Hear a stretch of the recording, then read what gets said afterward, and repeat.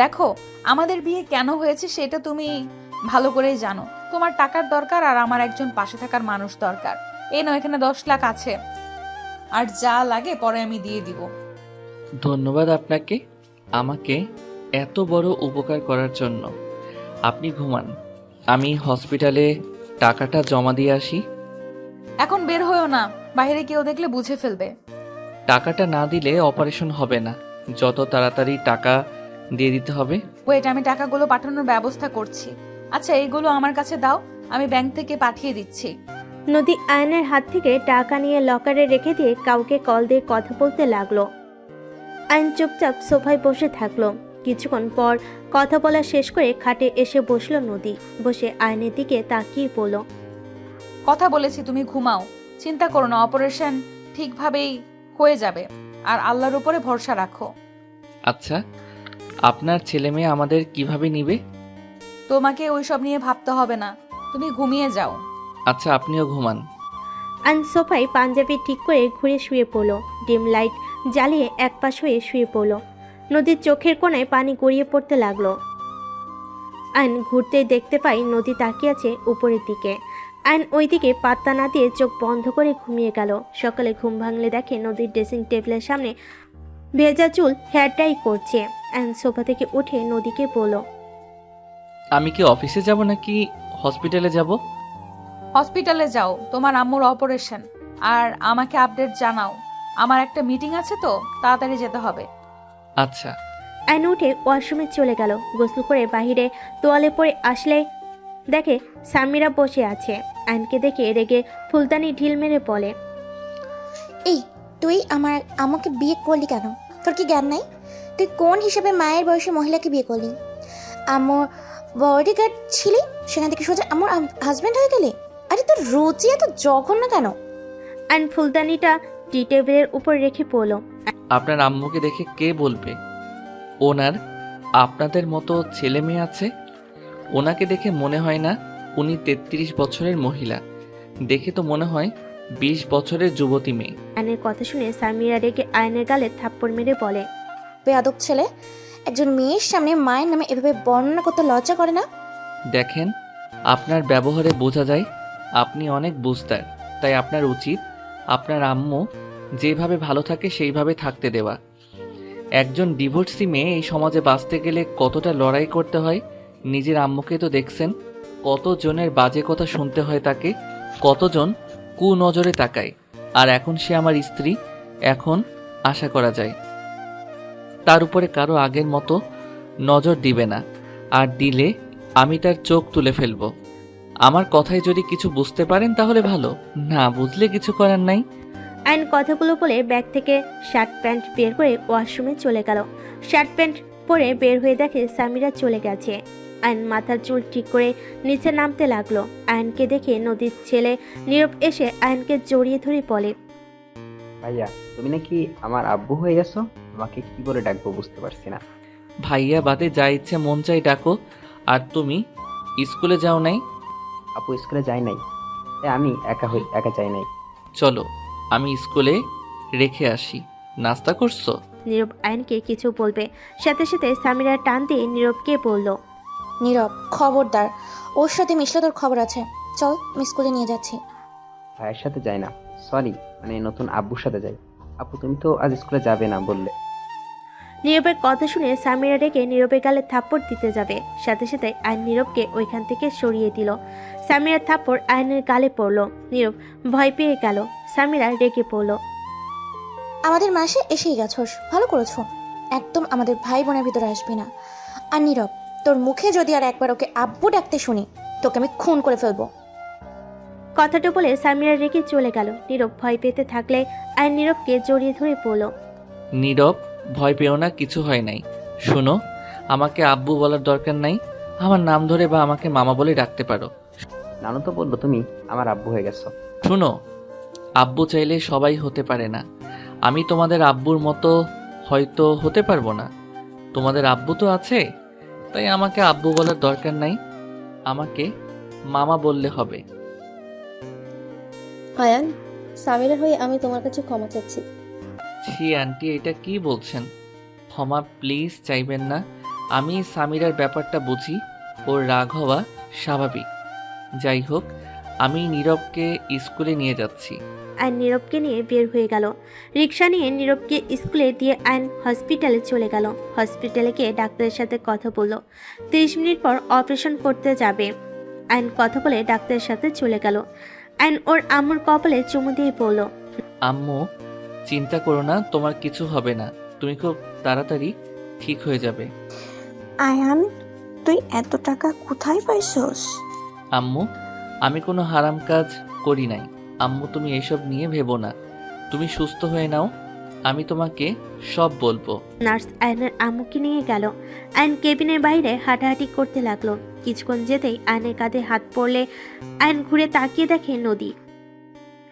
আয়নকে দেখে বলল, এত ভেঙে পড়ো না, আন্টি ঠিক হয়ে যাবে। আপনি এখানে কি করছেন? মিটিং সন্ধ্যায় দিয়েছি। কেন? মনে হইলো তোমার কাছে থাকা উচিত।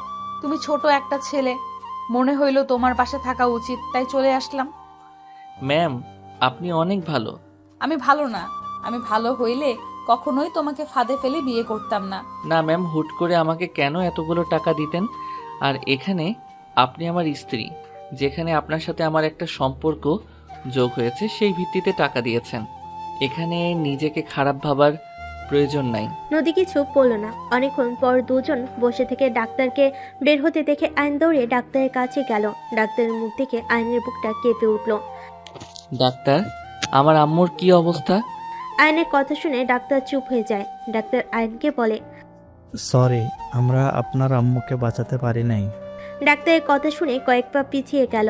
আইনের যেন হাত পায়ে কোনো শক্তি নাই। আইন পড়ে যেতে নিবে, সাথে সাথে নদী ধরে ফেল। আইন চিৎকার করে কান্না করতে করতে বলল, ডাক্তার, আপনি মিথ্যা বলছেন তাই না?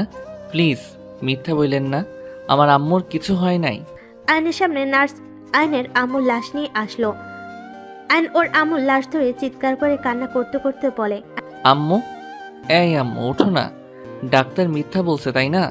এই আম্মু ওঠো না। আম্মু, তুমি আব্বুর মতো আমাকে একা করে যেও না। আম্মু, এই আম্মু ওঠো না, আমার অনেক কষ্ট হচ্ছে। আম্মু প্লিজ ওঠো। আইন পাগলামি করতে লাগলো। নদী আইনকে বুকে জড়িয়ে নিয়ে পড়ল। আয়ান, ভেঙে পড়ো না। ম্যাম, আপনি আম্মুকে বলেন না উঠতে। আয়ান, উনি আর উঠবে না, নিজেকে শান্ত করো। আইন নদীকে ছেড়ে দিয়ে ওর আম্মুকে জড়িয়ে ধরে কান্না করতে লাগলো। আইনের কান্না দেখে ওইখানে সবার চোখে পানি চলে আসলো। নদী নিজের চোখের পানি ধরে রাখতে পারলো না। নদী বুঝতে পারছে না আইনকে কি বলে সান্ত্বনা দিবে। আইনের আম্মুকে হসপিটাল থেকে বাড়িতে নিয়ে যাওয়া হলো।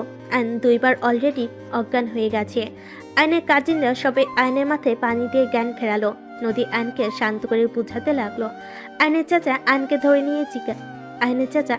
ধরে নিয়ে গেল। অজু করে আইনের আম্মুর জানাজা পড়িয়ে কবর দিতে নিয়ে যেতে লাগলো। কবর দেওয়ার পর আইন কবর জড়িয়ে ধরে হামাও করে কান্না করতে লাগলো। আইনের বন্ধুরা আইনকে শান্ত করতে লাগলো। আইনের চাচা কিছু বলে আইন ওর চাচাকে ধাক্কা দিয়ে ফেলে দিয়ে বলে, এখন তো আপনারা সবাই অনেক খুশি হয়েছেন। দেখেন, আমার আম্মুও আজ কবরে চলে গেছে। আর কাকে জ্বালাবেন, আর কাকে বাজে গালাগালি করবেন? আপনাদের সবাইকে খুশি করে আমার আম্মু চলে গেছে। আপনারা তো এখন অনেক খুশি। আইন কথাগুলো বলে চিৎকার করে কান্না করতে লাগলো। আইনের চাচা আর কিছু বলতে পারলো না। আইনের বন্ধুরা ওর চাচাকে চলে যেতে বলল। আইনের বন্ধু রাকিব বলল, আয়ান, শান্ত হো, এমনভাবে ভেঙে পড়িস না। তুই এভাবে কান্না করে কাকিকে আরো কষ্ট দিচ্ছিস। আয়ান, তুই এমন করলে কাকে আরো বেশি কষ্ট পাচ্ছে। আমি কিভাবে শান্ত হব? আব্বু দুনিয়া থেকে চলে যাওয়ার পর আমার পুরো পৃথিবীটা আমার আম্মু ছিল। যেখানে আমার দুনিয়াটা হারিয়ে গেল, সেখানে আমি কিভাবে শান্ত হব? আইন কথাগুলো বলে কান্না করতে লাগলো। নদী কবরের বেশ দূরে গাছের আড়লে দাঁড়িয়ে থেকে আইনকে দেখতে লাগলো। আইনের বন্ধুরা জোর করে আইনকে কবরস্থান থেকে বের করে নিয়ে আসলো। নদী আইনের কাছে এসে বলে, আয়ান, বাসায় চলো, এখানে যত থাকবে তত কষ্ট পাবে। আপনি চলে যান। আয়ান, তোমাকে এখানে একা রেখে আমি যেতে পারি না, প্লিজ আমার সাথে চলো। অলরেডি 2 বার অজ্ঞান হয়ে গেছো। ম্যাম, আপনি ওকে নিয়ে যান। এখানে থাকলে কাকির জন্য আরো বেশি কষ্ট পাবে, আরো ভেঙে পড়বে। নদী আয়নকে জোর করে গাড়িতে তুলে নিল। আয়ন গাড়িতে উঠে কবরের দিকে তাকিয়ে কান্না করতে লাগলো। যতক্ষণ কবর দেখা গেল, আয়ন তাকিয়ে থেকে অঝরে কান্না করতে লাগলো। নদী আয়নের কাঁধে হাত দিয়ে পড়ল। আয়ান, এইভাবে কান্না করতে হয় না। এভাবে কান্না করলে তোমার আম্মুর আত্মা আরো বেশি কষ্ট পাবে। তুমি নিজেকে কন্ট্রোল করো। আমি জানি এই পরিস্থিতিতে নিজেকে সামলানো সম্ভব না, কিন্তু তুমি নিশ্চয়ই চাও না তোমার আম্মুকে কষ্ট দিতে। কি করব? আমার যে আর এই দুনিয়াতে কেউ রইল না। ছোটবেলায় আব্বু অ্যাক্সিডেন্টে মারা গেল। ছোট থেকে আম্মু আমাকে অনেক কষ্টে বড় করছে। সমাজের মানুষের হাজার কথার মাঝে শুধুমাত্র আমার দিকে তাকিয়ে সব সহ্য করে গেছে। একটু কষ্ট হইলে যাকে জড়িয়ে ধরে সব কষ্ট দূর করতাম, সেখানে সেই মানুষটাই আজ আমার পাশে নাই। সেখানে আমি কিভাবে নিজেকে সামলাবো? নদী আয়নের কথা শুনে বলার কোনো ভাষা খুঁজে পেল না। আয়ন বাইরের দিকে অজরে চোখের পানি ফেলতে লাগলো। নদীর বাসার ভিতরে গাড়ি থামলে আয়ন সাথে সাথে চোখ মুছে নিল। আয়ন নদী গাড়ি থেকে নামলো। দুজন ভিতরে ঢুকলে সবাই অবাক হয়ে তাকালো। নীরব আয়নকে জড়িয়ে ধরে বলে, মামা তোমার কি হয়েছে? তোমার সারা শরীরে মাটি কেন? দেখ গা, আবার কার সাথে মারামারি করে আসলো। Samira, just shut up. ওনাকে বকা দিবেন না প্লিজ। নীরব, আমার কিছু হয় নাই। তোমার না পড়া আছে? এখানে বসো। এখানে বসে কি করো? যাও পড়তে বসো। মামা তোমার কাছে পড়বো। মামার মন ভালো না। নীরব, মামাকে ডিস্টার্ব করো না। মামা আমি কি তোমাকে ডিস্টার্ব করি? না বাবা। আচ্ছা তুমি বই নিয়ে আসো। আয়ন কথাটা বলে রুমের দিকে চলে গেল। নীরব যেতে চাইলে নদী বলল, নীরব, বই নিয়ে যেতে হবে না। একটা কাজ করতে পারবে? আমি তো অফিসে যাব। তুমি এক কাজ করবে, রুমে গিয়ে তোমার মামাকে ব্যস্ত রাখবে। খেলা করবে বা যেইভাবেই হোক আয়ানকে ব্যস্ত রাখতে পারবে। নদীর কথা শুনে সবাই ভুরকুচকে তাকালো। সামিরা রেগে বলে, তোমার স্বামী তুমি রাখো ব্যস্ত, আমার ভাই কেন ওকে ব্যস্ত রাখবে? নীরব, যা পড়তে বস, আমি আসছি। Just shut up. তোমার ব্যবহার দিন দিন খুব খারাপ হয়ে যাচ্ছে। নীরব, যা বলছি তাই করো। চলো আমার সাথে। নীরব নদীর সাথে রুমে চলে গেল। নদী তাড়াতাড়ি করে ওয়াশরুমে গিয়ে অফিসে যাওয়ার জন্য রেডি হয়ে নিল। নীরব আয়নের গলা জড়িয়ে ধরে বলে, মামা তোমার কি কিছু হয়েছে? না বাবা, তোমার না বই নিয়ে আসার কথা? বই পড়বো না, তোমার সাথে খেলবো। আমি আসছি। নদী তাড়াতাড়ি করে নিচে নেমে গেল। নদীর কথা মতো নীরব আয়নকে ব্যস্ত রাখার চেষ্টা করতে লাগলো। আয়ন নিজেকে কন্ট্রোল করতে না পেরে নীরবকে জড়িয়ে ধরে হাউমাউ করে কান্না করে দিল। নীরব হতভম্ব হয়ে গেল। আয়নকে কান্না করতে দেখে নীরব ভয়ে আয়নকে ছেড়ে দৌড়ে নিচে চলে গেল। নীরবকে এভাবে দৌড়ে আসতে দেখলে সামিরা নদীর আম্মু অবাক হয়ে বলে, নীরব কি হয়েছে? এভাবে দৌড়ে আসলে কেন? জানো মামা অনেক রান্না করছে। আমি বুঝতে পারছি না, মামা ওকে জড়িয়ে হাওমাও করে কান্না করছিল। নীরবের কথা শুনে দুজনই অবাক হয়ে গেল। দুজন সিঁড়ি ভেঙে নদীর রুমে চলে গেল। আয়নকে ফুলের অজ্ঞান হয়ে পড়ে থাকতে দেখে সামিরা নদীর আম্মু দৌড়ে গিয়ে আয়নকে তুলে দেখে আয়নের নাক বয়ে রক্ত ঝরছে, কপালে ফুলে গেছে। দুজন ধরে তাড়াতাড়ি করে খাটে শুইয়ে দিল। তারপর ভিতরে নদী রুমের ভিতরে আসলো। দৌড়ে আয়নের কাছে গিয়ে পড়ল। আয়ান, এই আয়ান, আয়ান। আম্মু, ওর নাক দিয়ে রক্ত পড়ছে কেন? নীরব বলল, আয়ান নাকি ওকে জড়িয়ে ধরে কান্না করছিল। ওই ভয়ে নিচে গিয়ে আমাদের বলে আমরা রুমে এসে দেখি ওই ফ্লোরের ওপরে পড়ে আছে। তুলে দেখি নাক দিয়ে রক্ত পড়ছে। সামিরা, পানিটা দে তো। সামিরা নদীর হাতে পানি দিলে আয়নের মুখে পানি ছিটে দিতে লাগলো। আয়নের জ্ঞান ফিরল। আয়ন কান্না করতে লাগলো। নদী আয়নের বুকের সাথে জড়িয়ে ধরলে আয়ন কান্না করতে করতে বলল, ম্যাম আমি আম্মুর কাছে যাব। ম্যাম আমাকে আম্মুর কাছে দিয়ে আসেন। আমার অনেক কষ্ট হচ্ছে। আমি আম্মুকে ছাড়া থাকতে পারছি না। ম্যাম আমাকে আম্মুর কাছে দিয়ে আসেন না। আয়নের কথা শুনে নদী নিজের চোখের পানি ধরে রাখতে না পেরে বলল, আয়ান, এটা কখনোই সম্ভব না। পাগলামি করো না। ওই চলে যেতে চাচ্ছে, তুমি দিয়ে আসলেই তো পারো। কার কাছে দিয়ে আসবে? হ্যাঁ, কেন ওনার আম্মুর কাছে উনি থাকতে পারবে না? দিয়ে আসলেই তো পারো। ওইটা কখনোই সম্ভব না। কেন সম্ভব না আম্মু? তুমি মামাকে রেখে আসো। তোমার কাছে না ঘুমালে আমার কেমন কষ্ট হয়, মামারও কষ্ট হয় আর আম্মুরও কষ্ট হয়। আম্মু মামাকে দিয়ে আসো। মামার কান্না দেখে আমারও কান্না আসছে। তোমার মামার আম্মু এই দুনিয়াতে আর বেঁচে নেই। উনি পরপারে পাড়ি জমিয়েছেন। উনি ওই আকাশের তারা হয়ে গেছে। নদীর কথা শুনে সামিরা নদীর আম্মু চমকে গেল। সামিরা বলে ওঠে, মানে কি আম্মু? হ্যাঁ, আয়ানের আম্মু 12টার দিকে মারা গেছে। সেখানে কবর দিয়ে আয়ানের শরীরে এই মাটি। ওর আম্মুর কবর রেখে আসতে চাইছিল না। নদী সবকিছু খুলে বলে। সামিরা নদীর আম্মুর চোখে পানি চলে আসলো। নদীর আম্মু আয়নের কাছে গিয়ে বলে, আয়ান, কান্না করো না, সবাইকে একদিন না একদিন চলে যেতে হবে। আর কে বলেছে তোমার এই দুনিয়াতে কেউ নেই? নদী, আমি সবাই তোমার সাথে আছে। এক মা চলে গেছে, কি হয়েছে? আমি তোমার মায়ের মতো তো। আজ থেকে তুমিও আমার সন্তান। এইভাবে ভেঙে পড়ো না। আয়ন নদীর আম্মুর কথা শুনে কিছু না বলে কান্না করতে থাকলো। সামিরা আয়নকে কান্না করতে দেখে আয়নকে বলে, এইভাবে কান্না করলেন কেন? আমরা সবাই আপনার সাথে আছি তো, কান্না করেন না। তোমরা সবাই আমাকে শান্ত রাখার জন্য এইসব বলছো? আমি একা একা সারা জীবন থাকবো, আর আমাকে এভাবে সান্ত্বনা দেওয়ার জন্য ধন্যবাদ। আয়ন নদীকে ছেড়ে খাট থেকে উঠে বারান্দায় চলে গেল। নীরব কাছে যেতে চাইলে নদী আটকিয়ে দিল। ওকে একা থাকতে দাও।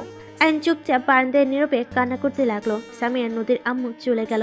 নদী ওয়াশরুমে চলে গেল। ফ্রেশ হয়ে পোশাক পরিবর্তন করে বের হলো।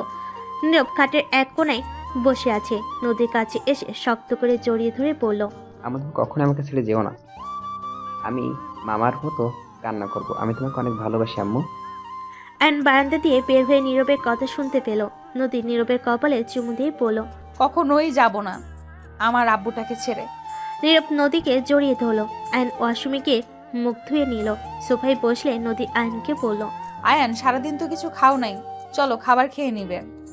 আমার ক্ষুধা নাই, আপনারা যান, খেয়ে আসেন। আয়ন সোফায় চোখ বন্ধ করে শুয়ে পড়ল। নদী কিছু না বলে নীরবকে নিয়ে চলে গেল। নীরবকে খাওয়াই দিয়ে আয়নের খাবার নিয়ে রুমে চলে আসলো। আয়নের মাথায় হাত দিয়ে আয়ন চোখ খুলে, প্লিজ খাবারটা খেয়ে নাও, হালকা খেয়ে নাও, না খেয়ে থাকলে শরীর দুর্বল করবে তো। প্লিজ জোর করবেন না, আমার ক্ষুধা নাই। মামা খেয়ে নাও, তুমি কান্না করো না। আম্মু, আমি, আপু, নানু তো আছে। আমরা তোমাকে অনেক ভালোবাসি। আয়নের মাথায় হাত দিতেই আয়ন চোখ খুলে। নীরব আয়নের কাছে এসে জড়িয়ে ধরলে আয়ন উঠে বসে। নীরবের কপালে চুমু দিয়ে বলল, আমার ক্ষুধা নাই। তুমি খাবার খাইছো? হ্যাঁ। এখন ঘুমিয়ে যাও, আমার অনেক ঘুম পাচ্ছে। খাটে এসে শুয়ে পড়ো। না, আমি এখানে ঘুমাবো। মামা, আমি ঘুমাবো জন্য কি তুমি রাগ করে ঘাটে ঘুমাবে না? নীরবের কথা শুনে আয়ন নদীর দিকে তাকালো। আয়ন নীরবকে বলে, আমার খাটে ঘুমাতে ভালো লাগে না, আমার এখানে ঘুমাতে ভালো লাগছে। আর হ্যাঁ, এইটা কিন্তু সিক্রেট, কাউকে যেন বলো না। আমি এখানে ঘুমাই, তাহলে কিন্তু সবাই আমার এখানে ঘুমাতে পারে। আমি আমার জায়গা কাউকে দিতে চাই না। আচ্ছা মামা, কাউকে বলবো না, আমার অনেক ঘুম পাচ্ছে। নীরব হাই তুলতে তুলতে খাটে গিয়ে শুয়ে পড়ল। নদী আয়নের দিকে তাকিয়ে বলে, অল্প খেয়ে নাও প্লিজ। প্লিজ জোর করেন না, আপনি একজন স্ত্রীর মতো ব্যবহার করছেন, ব্যাপারটা আমার ভালো লাগছে না। আয়নের কথাই নদীর কিছুটা খারাপ লাগলো। নদী আর কিছু না বলে খাবার টি টেবিলের উপর রেখে দরজা লাগিয়ে দিয়ে এসে লাইট অফ করে ডিম লাইট জ্বালিয়ে শুয়ে পড়লে নীরব নদীকে জড়িয়ে ধরে। নদী নীরবের মাথায় হাত বুলিয়ে দিল। নীরবের কপালে চুমু দিয়ে ঘুমিয়ে পড়ে। 5 দিন পর আয়ান, এভাবে না খেয়ে থাকলে তোমার শরীর দিন দিন খারাপ হয়ে যাচ্ছে। আয়ান, বাস্তবতা মেনে নাও। কতদিন না খেয়ে থাকবে বলো? শোনো, এই দুনিয়াতে একা এসেছো, একাই যেতে হবে। আর একবার জন্ম হয়েছে, তার মৃত্যু হবেই, কারো আগে কারো পরে। দয়া করে খেয়ে নাও। আমিও তো তোমার মা হই, তাই না? আমার হাতে কি খাবে না? নদীর আম্মুর কথা শুনে নদীর দিকে তাকালো। নদী শুধু তাকিয়ে থাকলো। নীরব সামিরা তাকিয়ে আছে। আর নদীর আম্মুর দিকে তাকাতেই ওনার অসহায় মুখ দেখে নিজেকে কন্ট্রোল করতে না পেরে নদীর আম্মুর হাত থেকে খাবার খেয়ে নিল। সবাই অনেক খুশি হয়ে গেল। নদীর আম্মু আয়নের মাথায় হাত বুলিয়ে দিল। আয়নকে খাওয়াই দিতে লাগলো আর বলতে লাগলো, এই তো গুড বয়। আরে, এক মা গেছে তো কি হয়েছে? আরেকটা মা তো আছে, তাই না? এখন থেকে তুমি তোমার আম্মুর সাথে যেমন করছো, আমার সাথে তেমন করো, তাতে তো হয়ে যায়। হয়তো আমি তোমার নিজের মায়ের মতো হতে পারবো না, বাট আমার সাধ্য অনুযায়ী চেষ্টা করব। নদীর আম্মুর কথা শুনে আয়ন নদীর আম্মুকে বলল।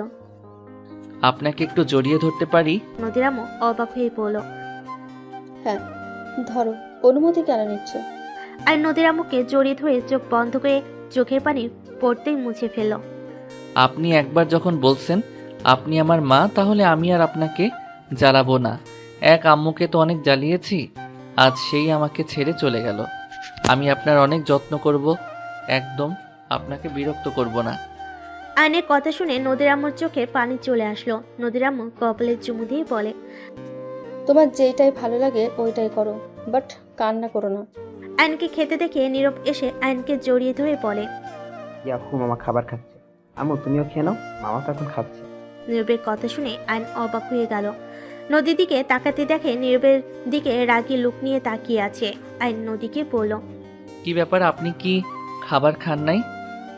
ব্যস্ত কারণে খাওয়া হয়ে ওঠে নাই, তুমি খাও। ও আচ্ছা আচ্ছা আন্টি, আমি আর খাবো না, আমার পেট ভরে গেছে।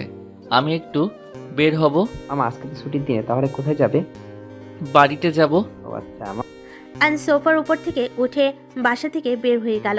আয়ন ওর আম্মুর কবরের কাছে গিয়ে আম্মুর কবর জিয়ারত করলো। জিয়ারত করে সেখান থেকে বের হইতেই আয়নের চাচা আসলো। আয়ন কোনো কথা না বলে চলে যেতে নিলে আয়নের চাচা হাত ধরে বলে, আয়ান বাসায় চল, তোর চাচি তোকে যেতে বলছে। সময় নাই। আয়ন কথাটা বলে হাত সরিয়ে দিয়ে চলে যেতে লাগলো। কিছু বলার আগেই আয়ন রিক্সা নিয়ে বের হয়ে গেল। আয়ন নদীর পাড়ে চলে গেল। নদীর পাড়ে বসে থাকলো। 3টার দিকে আয়ন বাসায় ফিরে গেল। বাসার ভিতরে ঢুকতেই আয়ন অবাক হয়ে গেল সোফায় বসে থাকা মেয়েটাকে দেখে নীরব দৌড়ে এসে পড়ল। মামা কোথায় গেছিল? এতক্ষণ লাগলো কেন? আম্মু তো অনেক চিন্তা করছিল, তোমার বাসায় গিয়েও তোমাকে পাই নাই। আমি একটু আমার পছন্দের জায়গায় গেছিলাম। কলটা কি রিসিভ করা যায় না? সরি, খেয়াল ছিল না। আয়ান, আসসালামু আলাইকুম। ওয়ালাইকুম সালাম। অনেক শুকিয়ে গেছো দেখছি। পড়াশোনা কেমন চলছে? পড়াশোনা আর করি না। কি? কেন? জব নিয়েছি, পড়ার সময় হয়ে ওঠে নাই। বাট তুমি এখানে? আমারও তো সেম প্রশ্ন। আমার বাসার সবাইকে তুমি চেনো নাকি? এইটা তোমার বাসা? হ্যাঁ। খালামাই, তুমি মামাকে চেনো? হ্যাঁ। খালামণি মানে? ও, তুমি তাহলে ওনার ছোট বোন? হ্যাঁ। তোমরা একে অপরকে কিভাবে চেনো? হাই স্কুলে আমরা একসাথে পড়াশোনা করেছি। ও অনেক ভালো স্টুডেন্ট ছিল। ও সব সময় ক্লাসে ফার্স্ট হতো। প্রথমে তো ওকে আমি দেখতে পারতাম না, বাট পরে বুঝতে পারি ও অনেক ভালো। এই আয়ান, আন্টি কেমন আছে? আমাকে ভুলে গেছে নাকি? জানো আপু, ওদের বাসায় একবার গিয়েছিলাম। আন্টি আমাকে অনেক আদর যত্ন করেছিল। তুলির কথা শুনে আয়ন চুপ হয়ে গেল। নদী আয়নের মুখ দেখে বুঝতে পারলো। নদী আয়নকে বলল, আয়ান, রুমে যাও। আচ্ছা থাকেন। আয়ন চলে গেলে তুলি অবাক হয়ে তাকিয়ে বলল, কি হলো এটা? কি ব্যাপার? ও তোমার রুমে চলে গেল কেন? খালামণি, ওটা তোমার বোনের জামাই।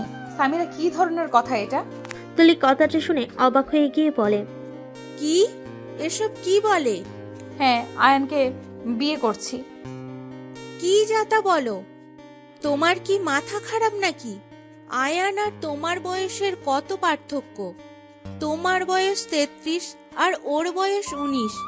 কতটা বয়সের পার্থক্য? পাগল হয়ে গেছো নাকি? কি, আমার তো 15।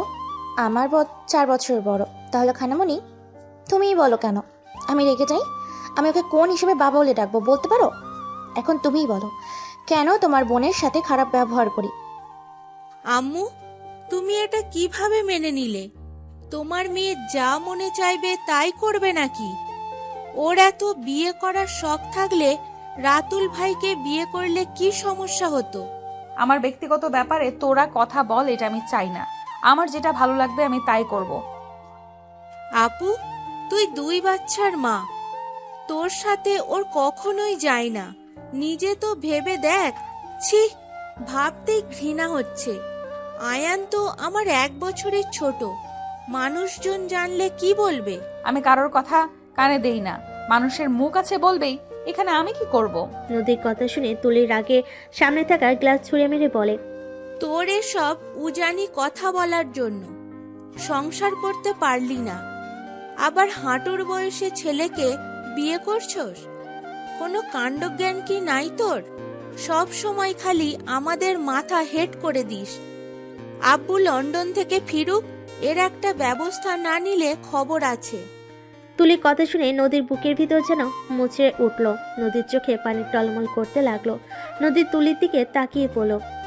তুই এটা আমাকে বলতে পারলি? হ্যাঁ, বলতে পারছি। এই ন্যাকা কান্না করবে না তো। নদী আর এক মুহূর্ত ওইখানে দাঁড়িয়ে থাকতে পারল না, দৌড়ে রুমে চলে গেল। তুলির আগে নিজের রুমে চলে গেল। অ্যান বারান্দায় বসেছিল। নদীর রুমে এসে সোজা ওয়াশরুমে গিয়ে শাওয়ার ছেড়ে দিয়ে কান্না করতে লাগলো।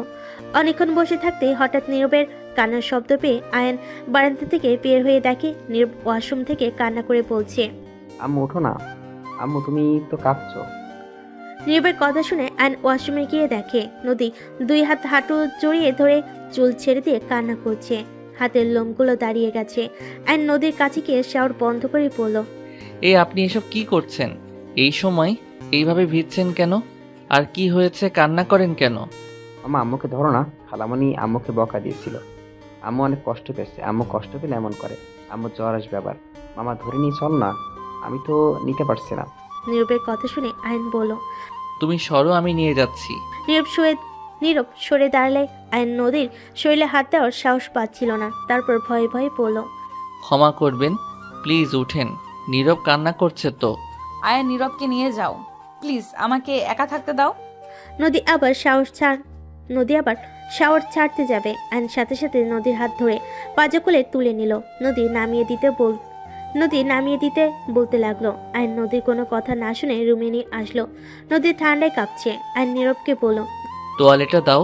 নীরব তোয়ালেটা দিলে আইন নদীর মাথার পানি মুছতে লাগলো। মুছে চুল বেঁধে দিল। আরেকটা তোয়ালে দিয়ে হাত মুছতে গেলে রুমে সামিরা তুলি এসে এই অবস্থা দেখে বলে, ছি, ছেলের সামনে এভাবে থাকতে লজ্জা করছে না? দিন দিন বেহায়া হওয়া বন্ধ করো। নীরব যাও, আপুর রুমে যাও। এখানে কি করছো? তুলির কথা শুনে আইন সাথে সাথে নদীর কাছ থেকে সরে বলে, তুলি, উনি তোমার বড় বোন, এভাবে কথা কেন বলছো? চুপ, একদম চুপ। আমাকে ভদ্রতা শিখাতে আসবে না। এই, তুমি কোন হিসাবে আমার বোনকে বিয়ে করলে? তোমার আম্মুকে তো ভালো মানুষ ভেবেছিলাম। সে কিভাবে তোমাকে আপুর সাথে বিয়ে দিল? কেন, ওনাকে বিয়ে করাতে কি সমস্যা হয়েছে? আমার ভালো লাগছে, বিয়ে করেছি, এতে সমস্যা কোথায়? সমস্যা কোথায় মানে? তুমি এত নির্লজ্জ হয়ে গেছো। ও তোমার থেকে 14 বছরের বড়। ওর সাথে তোমার কিভাবে যায়? মানুষের রুচি বলে তো কথা আছে। তাতে সমস্যা কি? উনি আমার 200 বছরের বড় হোক, তাতে সমস্যা কোথায়? আমাদের একটা পরিচয়, আমরা স্বামী স্ত্রী। যেখানে ভালোবাসা থাকে সেইখানে বয়স বড় বিষয় না। একে অপরকে বুঝতে পারা, একে অপরের পাশে থাকাটাই বড় কথা। বাহ, কি সুন্দর কথা। এইসব লেকচার রাখো। সময় পাইলে অন্য মেয়েকে নিয়ে ভেগে যাবে। তোমাদের মতো মানুষ চেনা আছে। আমার কেন জানি মনে হচ্ছে টাকার লোভে তুমি আমার বোনকে বিয়ে করেছো। হ্যাঁ, ঠিক বলছো, টাকার জন্য করছি। এতে তোমার কোনো সমস্যা? ফালতু ছেলে কোথাকার। আমার খালামণির সাথে একদম চিল্লায় কথা বলবে না। সামিরা, তুমি এখান থেকে যাও। আমার মনে হয় তোমার এখানে না থাকা ভালো। তোমার সাহস কি করে হয় আমার আম্মুর রুম থেকে আমাকে যেতে বলার? আজ এই তিনটারই দেখার বাকি ছিল। আজ আমার আম্মুর রুম থেকে বের করে দিচ্ছে। দিন দিন আমার আম্মুর মন থেকে আমাদের বের করে দেওয়ার জন্য এসেছো, তাই না? সামিরা, ছোটর মতো থাকো, বড়দের মতো কথা বলবে না। এখানে বড়রা কথা বলছে, এখানে তাই থাকতে না করছি। আমি যাব না। আমি এখন কি করবো? ছোট আছি আমি? থাকো তুমি। আর তুলি, তোমার যা ভাবার ভেবে নাও। আইন কথাটা বলে আলমারি থেকে শাড়ি, পেটিকোট, ব্লাউজ বের করে নদীর হাতে দিয়ে বলে, কান্না বন্ধ করেন, প্রতিবাদ করতে শিখেন। যান, চেঞ্জ করে আসেন। কি হলো, তাকিয়ে আছেন কেন? আইন নদীকে ওয়াশরুমে এগিয়ে দিল। তুলি কিছু বলতে যাবে, সাথে সাথে আইন কানে হেডফোন দিয়ে খাটে বসে থাকলো। তুলি রেগে হেডফোন খুলতে যাবে, সাথে সাথে আইন তাকিয়ে বলল, কি সমস্যা? তোমার সাহস কি করে হয় আমাদের সাথে বাজে ব্যবহার করার? তুমি যেমনটা ভেবে নিতে পারো। আর আমার সাহস সবসময় বেশি ছিল, বেশি আছে। আমি বুঝলাম সামিরা আমাকে সহ্য করতে পারে না, কারণ নিজের আব্বু থাকতে মায়ের সাথে অন্য কাউকে মেনে নেওয়া যায় না। বাট তোমার সমস্যা কোথায় সেইটাই তো বুঝলাম না। তোমার বোন যদি আমাকে বিয়ে করে সুখে থাকতে পারে, এখানে তো তোমার সমস্যা হওয়ার কথা না, নাকি তোমার বোনের ভালো থাকা তোমার দেখতে ইচ্ছে করে না? আয়নের কথা শুনে তুলি রেখে আয়নের গালে ঠাস ঠাস করে থাপ্পড় মেরে বলে, তোর এত বড় সাহস! আমি আমার বোনের সুখ দেখতে পারি না? সমাজের লোক তোদের নিয়ে হাসবে, বুঝতে পারছস? আত্মীয় স্বজন যখন এইসব জানবে, সবাই ছিছি করবে। সিসি? এতদিন ধরে তো ওনাকে সবাই সিসি করে গেছে। কই, তখন তো একবার কেউ প্রতিবাদ করেন নাই। 6 দিন আগে আপনার বোনকে একা পেয়ে আপনার কাজিন জোর জবরদস্তি করতে নিয়েছিল। সেখানে আপনার সমাজ আর আপনি কোথায় ছিলেন? আমি যদি সেখানে না যেতাম আপনার বোনের কি হতো? এত মানুষ আপনার বোনের দিকে খারাপ নজরে তাকিয়ে তাকে কুপ্রস্তাব দেয়। কোথায় ছিলেন আপনার আত্মীয় স্বজন সমাজ? ওরা আপনার বোনকে কুড়ে করে খাচ্ছিল, তখন কোথায় ছিলেন? আর যখন আমাকে বিয়ে করছে তখন আপনার সমাজ আত্মীয় স্বজন কি বলবে? হাজার কথা শুরু করছেন। নদী ওয়াশরুম থেকে বের হয়ে আয়নের সবকিছু শুনে আয়নের দিকে তাকিয়ে থাকলো। সামিরা তুলি দুজন চুপ হয়ে গেল। তুলি নদীর দিকে তাকিয়ে পড়ল।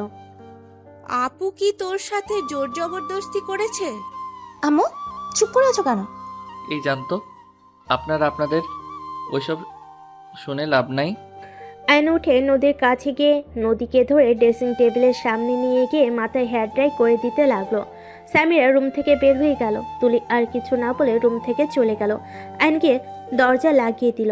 নদীকে বলল, আই এম সরি আপনাকে এভাবে টাচ করার জন্য। আর আমি সামিরার সাথে খারাপ ব্যবহার করতে চাই নাই। আমি চাচ্ছিলাম না এইসব বিষয় সামিরা থাক। যতই হোক উনি আপনার মেয়ে। তুমি ছোট হইলে অনেক বুঝদার। আর ধন্যবাদ আমার পাশে এভাবে থাকার জন্য। আপনার পাশে থাকার জন্য বিয়ে করেছি, আর সেখানে আপনার পাশে থাকবো না তো কি করব? আয়ান, আমি অনেক ভেবে দেখলাম তোমাকে আসলে বিয়ে করা আমার উচিত হয় নাই। আয়ান, তুমি চাইলে রিলেশন করতে পারো যদি কাউকে পছন্দ করে থাকো। আমাকে বলো, আমি তার সাথে তোমার বিয়ে দেব। আয়ন কিছু বলল না। দরজা নখার শব্দ পেলে আয়ন দরজা খুলে দেখে নীরব। নীরব ভিতরে ঢুকে বলে, আম্মু তোমার কি জ্বর এসে গেছে নাকি? না বাবা, আমি ঠিক আছি। আম্মু, মামার সাথে তোমার বিয়ে হয়ে শুনে খালামণি এসে রাগ করে গেল কেন? আব্বু তো অন্য একটা আন্টিকে বিয়ে করছে, সেখানে তুমিও করছো, এখানে রেগে যাওয়ার কি আছে? নীরব, বড়দের বিষয়ে কথা বলতে হয় না। উনি তো তোমার আম্মুকে অনেক ভালোবাসে, তাই উনি রেগে গেছে। আমি যদি তোমার আম্মুকে কষ্ট দেই, তাই উনি রেগে গেছে। আম্মুকে তুমি কিভাবে কষ্ট দিবে মামা? তুমি তো অনেক ভালো। তাই তোমার মনে হয় আমি ভালো? হ্যাঁ তো। ও আম্মু, পড়ানো কল দিয়েছিল, খালামণি নাকি বিয়ে আমাদের সবাইকে যেতে বলছে। রাইসার বিয়ে? হ্যাঁ, নানু তো বললো আগামীকাল যাবে। ও আচ্ছা। অ্যান্ড খাটে শুয়ে পড়লো। ফোনে গেমিং করতে লাগলো। নীরব এসে খেলতে লাগলো। নদী চুল শুকিয়ে আশ্রিয়ে নিচে চলে গেল। নিচে গেলে তুলি বলে, রাইসার বিয়ে কি করবে? যাবে নাকি, না এখানেই থেকে যাবে? তোমার জামাই নিয়ে গেলে তো তোমাদের দুজনকে জামাই বউ না অন্য কিছু ভেবে নিবে। তুলি চুপ কর। বড় আফা আয়ানকে নিয়ে যেতে বলছে। শোন, তোরা মার্কেটে করে আয়, তোর আব্বু বিয়ের দিন চলে আসবে। আর এত ভাবিস না, আমি সবাইকে আনছি। আমাকে আপনাদের পরিচয় দিতে হবে না। ওনারা তো জানে আমি আপনার বডিগার্ড, সেই হিসাবে চলে যাব। আর আপনার জামাই আসতে পারে নাই, হিসাব বরাবর। এইটাই ভালো হবে। না আয়ান, এসব কিছু বলতে হবে না, আমি সবাইকে বলে দিয়েছি। আর ওরা তোমাকে ইনভাইট করেছে। আর তুলি, তুই একটু বেশি কথা বলোস। যা শপিং করতে চা। আয়ান, তুমি রেডি হয়ে আসো। আমি যাব না, আপনারা যান। কেন? ওইখানে গিয়ে কি এইসব কম দামের জিনিস পড়বে নাকি? আমার যা আছে এইটাতে কি সমস্যা? দুইজন থামো, যা বলি তাই করো। আয়নকে জোর করে আয়ন পড়ে যেতে বাধ্য হয়। সবার সাথে শপিংয়ে চলে গেল। আয়ন কিছু কিনলো না দেখে নদী নিজে পছন্দ করে কিনতে লাগলো। সবার শপিং শেষ হতে হতে রাত 11টা বেজে গেল। রেস্তোরাঁয় গিয়ে সবাই খাবার খেয়ে নিল। নীরব ঘুমিয়ে গেলে আয়ন নীরবকে কোলে তুলে নিয়ে হাঁটতে লাগলো। রাস্তা দিয়ে হাঁটছিল। হঠাৎ করে রাকিব এসে বলে, কিরে আয়ান, এখানে কি করিস? ও ম্যাম, আসসালামু আলাইকুম, কেমন আছেন? ওয়ালাইকুম সালাম। জি আলহামদুলিল্লাহ ভালো। তুমি ভালো আছো? জি। ও আয়ান, তোর সাথে দেখা হয়ে ভালোই হইলো। আয়ান, তোর চাচা কি করছে জানোস? জানার দরকার নাই। আতিয়াকে একটা বুড়ো লোকের সাথে বিয়ে ঠিক করেছে। কি? হ্যাঁ, ঋণ মেটাতে গিয়ে আতিয়াকে কাজে লাগাচ্ছে। রনিকে বলো আতিয়াকে নিয়ে পালিয়ে যেতে, বাকিটা আমি দেখে নিচ্ছি। রনি বেকার, এখন বিয়ে করলে ওর সংসার কিভাবে চলবে? আমার পরিচিত একজন আছে, উনি আমাকে জব দিতে চেয়েছিল, আমি না করে দিয়েছিলাম। ওইটা রনিকে দিয়ে দিব। তোদের যা বলি ওইটা কর, বেতন মোটামুটি ভালোই। ওকে, রনির সাথে তাহলে আমি কথা বলে দেখব। আচ্ছা থাক, নীরব ঘুমিয়ে গেছে, বাসায় যাব। আচ্ছা। আয়ন গাড়িতে গিয়ে উঠে পড়লো।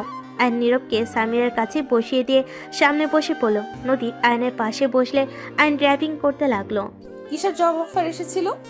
সুইটি ম্যাম আমাকে তার কাজে সাহায্য করার জন্য কাজ দিতে চাইছিল। সুইটি, এটা কবে বলছে? 10 দিন আগে। ও, বাট ওই তোমাকে দিতে চাইলেও রনিকে দিবে না। তার থেকে শোনো, আমাদের তো কোম্পানিতে মানুষ লাগবে, ওইখানে ইন্টারভিউ দিতে বলো। আচ্ছা দেখি। আয়ন ড্রাইভিং করে যেতে লাগলো। বাসার ভিতরে গাড়ি নিয়ে গেলে দেখে তুলি সামিরা অলরেডি ঘুমিয়ে গেছে। নদী দুজনকে ডাকতে লাগলো। তুলি উঠলো, সামিরা উঠলো না। নীরবকে আয়ন কোলে নিল। সামিরাকে তুলি নদী ধরে নিয়ে যেতে লাগলো। নীরবকে আয়ন রুমে শুয়ে দিয়ে নিচে এসে দেখে সামিরাকে সোফায় শুয়ে দিয়ে রাখছে। সামিরা পড়ে যেতে নিবে, সাথে সাথে আয়ন টি টেবিলটা এগিয়ে দিল। নদী তুলি শপিং ব্যাগ নিয়ে আসলে আয়ন এগিয়ে গেলে তুলি। স্বামীরারগুলো আমি রেখে আসছি, তারপর ওকে রুমে রেখে আসি। আয়ান, তুমি প্লিজ এগুলো রুমে নিয়ে যাও। আয়ন নদীর হাত থেকে সব শপিং ব্যাগ নিয়ে যেতে লাগলো। রুমে গিয়ে রেখে দিল। আয়ন ওয়াশরুমে গিয়ে ফ্রেশ হয়ে নিল। ওয়াশরুম থেকে বের হয়ে দেখে নদী ক্লান্ত হয়ে সোফায় বসে পড়েছে। মাথা ব্যথা করছে নাকি? হালকা। আপনি ফ্রেশ হয়ে ঘুমিয়ে যান। নদী উঠে ফ্রেশ হতে চলে গেল। আয়ন সোফায় শুয়ে পড়ল। সকালে নদীর ডাকে ঘুম ভাঙলো। আয়ন নদীর দিকে তাকিয়ে বলল, এত সকালে ডাকছেন কেন? দুইজন রেডি হয়ে নাও, বিছানার উপরে শার্ট প্যান্ট বের করে রাখছি, তাড়াতাড়ি পরো। এখন যাবেন নাকি? হ্যাঁ। আয়ন নীরব উঠে তাড়াতাড়ি দুজন রেডি হয়ে নিল। রেডি হয়ে লাগেজ নিয়ে নিচে নামলো। নিচে গিয়ে দেখে কেউ নেই। আর নীরব বসে থাকলো। নীরব তুলির রুমে গিয়ে দেখে সবাই সাজগোজ করে যাচ্ছে। নীরব নিচে এসে বলে, আমাদের রেডি হতে হতে আমাদের একটা ঘুম হয়ে যাবে। কি আর করবে, অপেক্ষা করা ছাড়া উপায় নেই। দুজন বসে গেম খেলতে লাগলো। 2 ঘন্টা পর তিনজন নিচে নামতে লাগলো। আয়ন পানি খেতে গ্লাস হাতে নিয়ে খেতে যাবে, সাথে সাথে সিঁড়ির দিকে চোখ গেল। আয়ন হা হয়ে তাকিয়ে নদীকে দেখে চোখ যেন ফেলতে পারছে না। তুলি আয়নকে বলে, সারাদিন তো দেখো, আবার ওদের সামনে হা করে তাকিয়ে আছো কেন? আয়ন সাথে সাথে গ্লাসে পানি নিয়ে খেতে লাগলো। অন্যদিকে ঘুরে আয়ন নদীর আম্মুকে দেখে বলে, মাশাআল্লাহ আন্টি, আপনাকে আর সামিরাকে ভালো লাগছে, আর দুইটাকে পেতনি পেতনি লাগছে। আয়নের কথা শুনে নদীর আম্মু সামিরা হাসতে লাগলো। আয়ন হাসতে লাগলো মিটিমিটি করে। তুলি নদী বুড়কুচকে তাকালো। নীরব বলে উঠলো, খালামণি, আম্মু, তোমাদের নাকি পেতনির মতো লাগছে? তোর মামাকে ভূতের মতো লাগছে। আমি ভূত এইটা তো জানি, বাট আপনারা যে পেতনি এটাই তো জানেন না, তাই না নীরব? দুজন হাসতে লাগলো। তুলি রেগে যে মারতে যাবে আর নীরবকে নিয়ে লাগেজ নিয়ে দৌড়ে বের হয়ে গেল। দুজন গাড়িতে গিয়ে উঠে বসলো। ওদের সবাইকে দেখে আয়ন গাড়ি থেকে নেমে লাগেজগুলো পিছনে রেখে দিল। আয়ন ড্রাইভারের পাশে গিয়ে বসলো। বাস কাউন্টারে গিয়ে বাসে উঠে পড়লো। নদী নীরব একসাথে বসতে গেলে নদীর আম্মু বলে, নীরব, নানু ভাই তুমি আমার কাছে এসে বসো। আমি আপনার কাছে বসি, এইখানে বসে থাক। তুমি নদীর কাছে বসো। নীরব এসে নদীর আম্মুর কাছে গিয়ে বসলো। আয়ন উপায় না পেয়ে নদীর কাছে গিয়ে বসলো। আয়ন ফোনে গেম খেলতে লাগলো। নীরব আয়নের কাছে আসলে আয়ন নীরবকে কোলে বসিয়ে দিল। নীরব আয়নের সাথে বসে গেম খেলতে লাগলো। সারাদিন জার্নি করে সন্ধ্যার দিকে সবাই নেমে পড়লো। গাড়ি এসে আয়নদের রিসিভ করে নিয়ে যেতে লাগলো। একটা বাড়ির সামনে গিয়ে গাড়ি থামালো। সবাই নেমে পড়লো। নদীর খালামণি আয়নদের কাছে এসে কুশল বিনিময় করলো। আয়ন সালাম দিয়ে কুশল বিনিময় করে তাদের সাথে যেতে লাগলো। বাসার ভিতরে গেলে সবার সাথে আয়ন কুশল বিনিময় করতে লাগলো। হঠাৎ করে একজন লোককে দেখে নীরব দৌড়ে গিয়ে জড়িয়ে ধরে বলল, আব্বু। আয়ন অবাক হয়ে গেল। নীরবকে লোকটা কোলে নিয়ে চুমু দিয়ে কথা বলতেই সামিরার দিকে তাকিয়ে বলে। সামিরা মা কেমন আছোস? সামিরাকে জড়িয়ে ধরতে চাইলে সামিরা লাগেজ নিয়ে সাইড কেটে চলে গেল। আয়ন নদীর কানে কানে বলে। এইটা আপনার এক্স হাজবেন্ড নাকি? হুম। নদীর এক্স হাজবেন্ড রায়হান কাছে এসে নদীর আম্মুকে সালাম দিল। তুলি কেমন আছোস? ভালো ভাইয়া, তুমি কেমন আছো? কি ব্যাপার, ভাবিকে দেখছি না? এই মনে হয় রুমে আসে। ও আচ্ছা, থাকো, আমিও যাই। নদী রায়হানের দিকে না তাকিয়ে অন্যদের সাথে কথা বলতে লাগলো। নদীর খালামণি বলে। নদী, জামাইকে নিয়ে রুমে যা। এভাবে কতক্ষণ দাঁড়িয়ে থাকবে? নদী আয়নের হাত ধরে নিয়ে যেতে লাগলো। নদী কিছু আত্মীয় স্বজন হাসতে হাসতে বলে, আফা, নদীকে কার সাথে বিয়ে দিয়েছো? এ তো ছোট্ট একটা বাচ্চা ছেলে, দেখে মনে হয় ভাই বোন। কথাগুলো বলে হাসতে লাগলো। রায়হান কথাগুলো শুনে চলে গেল। নদীর আম্মু বলে ওঠে, ছোট হলে আমার মেয়ের জামাই অনেক বুদ্ধিমান আর অনেক ভালো। আমার মেয়ে যার সাথে সুখে থাকবে তার সাথে বিয়ে দিয়েছি। একজন বলে ওঠে, কতবার বললাম আমার ছেলের সাথে নিতে চাইলাম, তোর মেয়ে তো রাজি হলো না। আর কচি ছেলে দেখে একদম বিয়ে করে ফেললো, আমাদের দাওয়াতও দিলি না। নদীর খালামণি বলে, দেখেন, এইসব কথা বাদ দেন। ওদের সমস্যা না হইলে আপনাদের সমস্যা থাকার কথা না। নাহিদা, তুই রুমে যা। নদীর আম্মু আর কিছু না বলে চলে গেল। এদিকে আয়ন নদীর রুমে গেলে আয়ন বলে, আপনার স্বামী এখানে কি করে? ওই আমার মেজো খালামণির ছেলে। ও আপনার কাজিন ছিলেন? হ্যাঁ আয়ান, ওর বিষয়ে প্লিজ আর কিছু জিজ্ঞেস করো না। ওকে। ওইদিকে ওয়াশরুম ফ্রেশ হয়ে নাও, আমি একটু আমার বোনদের সাথে দেখা করে আসি। নদী চলে গেল। হঠাৎ রায়হানের সাথে দেখা হলে রায়হান বলে ওঠে, কোচি ছেলে থেকে লোক সামলাতে পারো নাই না কে? একেবারে কোচি ছেলেকে বিয়ে করে ফেললে। নীরব, তুমি তোমার মামার কাছে যাও। আব্বু, কোচ জিনিস কি? কোচি জিনিসটাই কি তোমার আম্মু ভালো বলতে পারবে। নীরব, তোমাকে যেতে বলছি না? নদীর কথা শুনে নীরব নেমে চলে গেল। রায়হান নদীকে আরো বাজে কথা বলে রায়হানের গালে নদী থাপ্পড় মেরে বলে, তোর মন কোনোদিন ঠিক হবে না।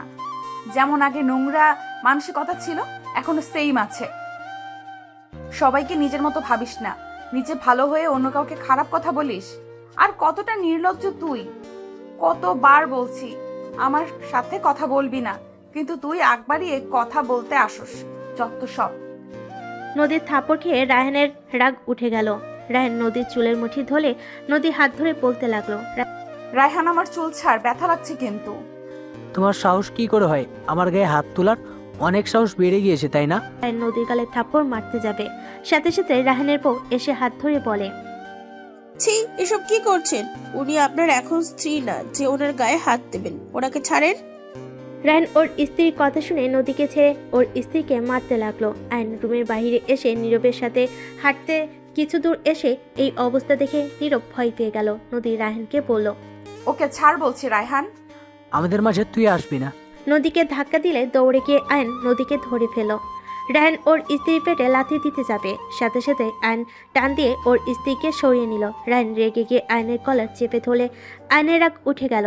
রায়হানের স্ত্রী নদী রায়হানকে ধরে বলে, প্লিজ ওনাকে ছেড়ে দিন। রায়হান, আমার স্বামীর কলার ছাড় বলছি। আম্মু, আমাকে ছেড়ে দাও। নীরবের কান্নার শব্দ শুনে সবাই দৌড়ে আসতে লাগলো। রায়হান নীরবকে রেগে ধাক্কা দিয়ে বলে, তোকে চুপ থাকতে বললাম না? সবাইকে জোর করে ফেললে। আব্বু, মামাকে মারো, কিন্তু মামাকে ছেড়ে দাও। আয়ন এবার নিজের রাগ কন্ট্রোল করতে না পেরে রায়হানের হাত দুটো ধরে মোচড় দিয়ে ধরতে লাগলো। আয়নের শক্তির সাথে রায়হান পারছিল না। সামিরাকে দেখে আয়ন রায়হানের হাত ছেড়ে দিয়ে বলে, আপনাকে এখানে উচিত শিক্ষা দিয়ে দিতাম। আপনার ভাগ্য ভালো, এখানে সামিরা আর নীরব আছে। কি করবি তুই? কথাটা বলে আয়নের মুখে ঘুষি মালে সবাই ভয়ে বলতে লাগলো, রায়হান এইটা কিন্তু বাড়াবাড়ি হয়ে যাচ্ছে। তুই নতুন জামের মুখে ঘুষি মারলি কেন? রায়হান ওই লোকটার দিকে রাগী লুক নিয়ে তাকিয়ে বলল, কেন, ওই কি আপনার জামাই নাকি যে এত মায়া লাগছে? ছি, এইসব কি যাতা বলছেন? মুখের ভাষা এত জঘন্য কেন আপনার? দেখেন, আপনার মাত্রার ভিতরে থাকেন, না হইলে কিন্তু আপনার কপালে দুঃখ আছে।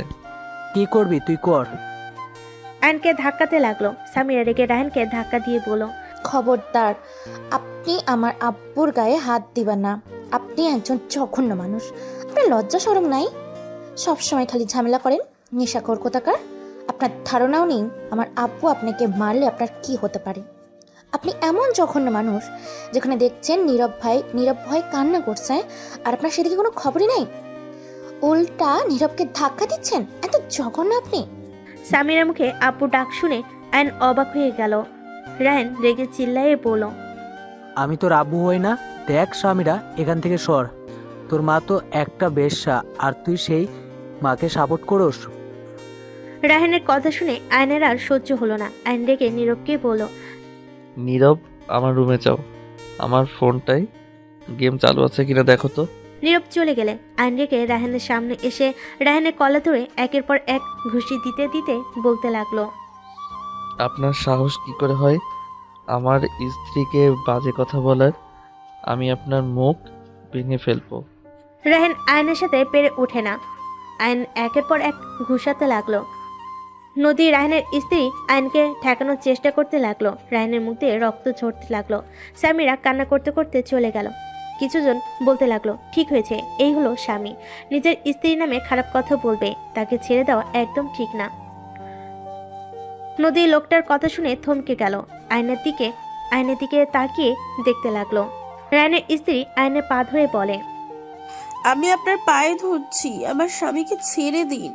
আয়ন রেগে ধাক্কা দিয়ে নিচে ফেলে বলে, দেখেন, এইটাই স্ত্রী। আপনি ওনাকে কি পরিমাণ মারলেন, আর উনি সেই আপনার কষ্ট সহ্য করতে না পেরে আমার পায়ে ধরছে। সেই লজ্জা পাওয়া দরকার আপনার। আয়ন আরেকটা মারতে যাবে, রায়হানের স্ত্রী থামিয়ে হাত জোর করলো। আয়ন না মেরে বলল, আপনাকে যদি আমার স্ত্রী আশেপাশে দেখি একদম খুন করে ফেলবো, ফালতু কোথাকার। আয়ন কথাগুলো বলে ওইখান থেকে চলে গেল। সবাই রায়হানকে দেখে হাসতে হাসতে বলে, নদী, তোকে নিয়ে হাসাহাসি করছি, ক্ষমা করে দিস মা। তুই একজন যোগ্য ছেলেকে বিয়ে করছস। সবাই আয়নের অনেক প্রশংসা করতে লাগলো। নদী সবার কথা শুনে অনেক খুশি হতে লাগলো। নদী রায়হানকে বলল, সব জায়গায় ক্ষমতা দেখাতে হয় না, নিজেকে কি ভাবোস আল্লাহ ভালো জানে। আর দেখলি তো আমার স্বামী ছোট হলেও কতটা বুঝতার। তোর মতো জানোয়ার না। দেখ, ওর নিজের সন্তান না হওয়া সত্ত্বেও ওদের কথা ভেবে তোর সাথে সুন্দরভাবে সমাধান করতে চাইলো, আর তুই কিনা নিজেদের সন্তানের উপরে হাত তুলস। জঘন্য লোক একটা। নদী কথাগুলো বলে ওইখান থেকে চলে গেল। রুমে গেলে দেখে আর নীরবকে বুকে জড়িয়ে ধরে বলতে লাগলো, আমি তো জানি নীরব বাবু অনেক সাহসী, তাহলে এখন কেন কান্না করছে? আরে বাবা শুনো, তোমার আব্বুর তো মাথা গরম, তাই তোমাকে ভুলে ধাক্কা দিয়েছে। তোমার আব্বু তোমাদের অনেক ভালোবাসে। রাগের মাথায় তো মানুষ কত কিছু করে। না আব্বু, আমাদের ভালোবাসে না। আব্বু অনেক পচা, তোমাকে মারছে। আব্বুর সাথে তো আর কথাই বলবো না আমি। দেখ, এমন কেউ বলে আব্বুরা পচা হয় না। রাগ উঠলে সবার মাথা খারাপ হয়ে যায়। দেখো, মাথা ঠান্ডা হইলে ঠিক তোমাকে আবার কাছে টেনে নিবে।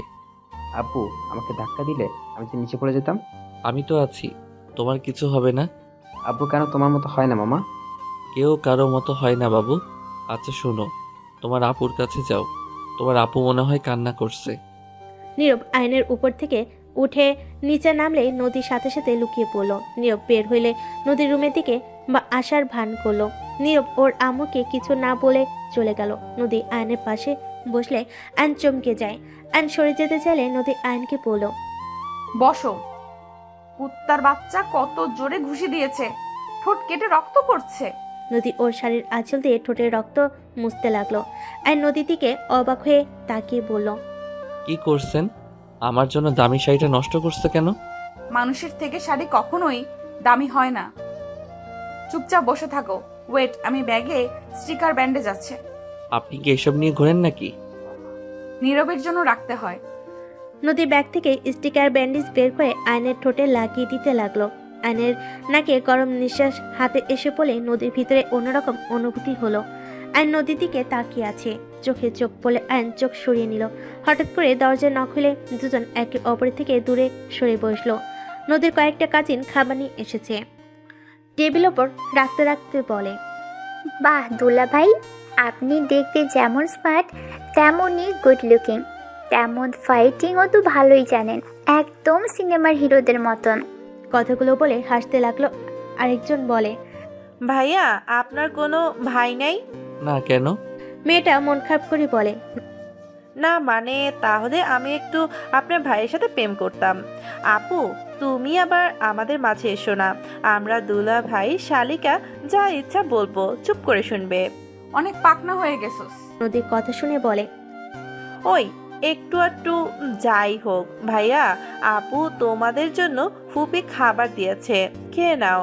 আর সামিরা, নীরব ওরা নিচে খেতে বসেছে, আর দুলা ভাই খাবার খেয়ে ছাদে আসেন, সবাই মিলে ওইখানে আড্ডা দিচ্ছে। আচ্ছা। মেয়েগুলো চলে গেল। নদী ওয়াশরুম গিয়ে হাত ধুয়ে এসে আয়নের খাবার দিল। আয়ন হালকা খাবার খেয়ে নিল। নদী আয়নের প্লেটে খাবার খেতে লাগলে আয়ন বলে, ম্যাম কি করছেন? আমার এটো কেন খাচ্ছেন? খাবার নষ্ট হবে, তাই এখান থেকে খাওয়া ভালো। তুমি ছাদে যাও, তোমার ভালো লাগবে। নীরব আসুক। নদী খাবার খেতে লাগলো। আয়ন আর চোখে মাঝে মাঝে নদীকে দেখে খেতে লাগলো। আয়ন নদীর চোখে চোখ পড়লে আয়ন চোখ সরিয়ে নিয়ে ফোনের দিকে তাকালো। নদী মুচকি হাসি দিয়ে খেতে লাগলো।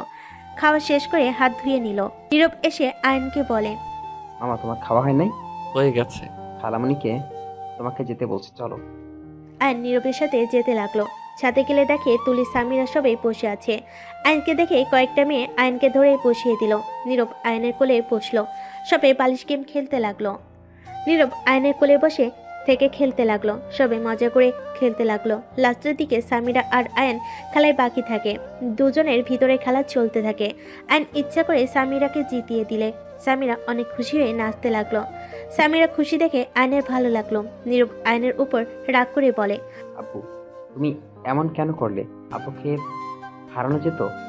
আরে অন্য গেমে আমরা ঠিক জিতবো। সবাই মিলে গেম খেলতে শুরু করে দিল। অনেক মজা করে খেলতে লাগলো। বড়রা এসে ওদের খেলা এনজয় করতে লাগলো। নদী এক পাশে বসে ওদের খেলা দেখতে লাগলো। তুলি আয়নের মাঝে স্কিল দিয়ে মুখ দিয়ে মারার প্রতিযোগিতা চলছে। টিয়া চিটিং করতে গেলে নীরব কিছু বলে সবাই মুখ চেপে ধরে। সবাই হাসতে লাগলো। আয়ন বুঝতে পেরে যে ওকে মারতে যাবে সাথে সাথে ধরে ফেলে। চোখ খুলে টান দিয়ে মেয়েটা সোজা তুলির ওপর থেকে আয়নের উপর এসে পড়ে আয়ন বলতে লাগলো, চিটিংবাজ। দুজন একে অপরের সাথে ঝগড়া করতে লাগলো। সবাই হাসতে থাকলো। নদীর বিষয়টা ভালো লাগলো না। নদী উঠে এসে মেয়েটাকে আয়নের উপর থেকে তুলে দিল।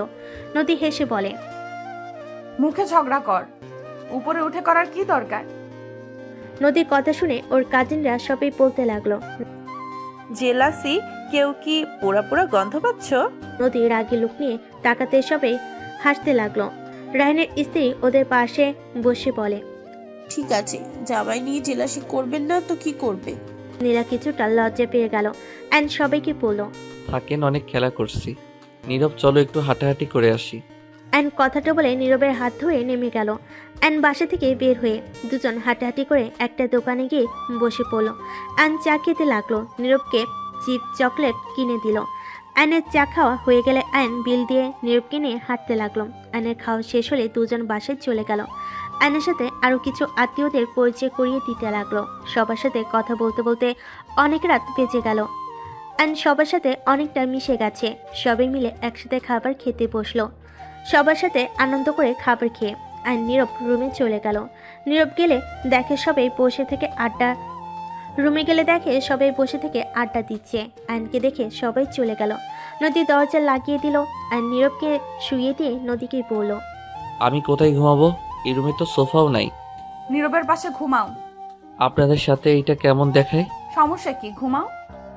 আয়ন আর কিছু বলল না। আয়ন নীরবের পাশে শুয়ে পড়লে নীরব আয়নকে জড়িয়ে ধরে ঘুমালো। সকালে আজানের শব্দ কানে আসলেই ঘুম ভেঙে গেল। নদী লাইট জ্বালিয়ে দেখে আর নীরব একে অপরকে জড়িয়ে ধরে বাচ্চাদের মতো করে ঘুমাচ্ছে। নদীর মুখে মুচকি হাসি রেখা ফুটে উঠল। লাইটের আলোতে আয়নের ঘুম ভেঙে গেল। তাকিয়ে দেখে নদী তাকিয়ে আছে। নদী আয়নকে দেখে সাথে সাথে চোখ সরিয়ে নিল। আয়ন বলে উঠল, কিছু হয়েছে কি? না, নামাজ পড়বে না। হ্যাঁ। নদী আয়ন দুজন উঠে ফ্রেশ হয়ে একসাথে অজু করে নিল।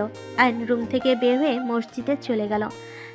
মসজিদ থেকে নামাজ পড়ে এসে দেখে নদীর খালু একা কাজ করছে। আয়ন গিয়ে তাকে সাহায্য করতে গেলে নদীর খালু বলে, বাবা তুমি যাও, রেস্ট নাও, কাজ করতে হবে না।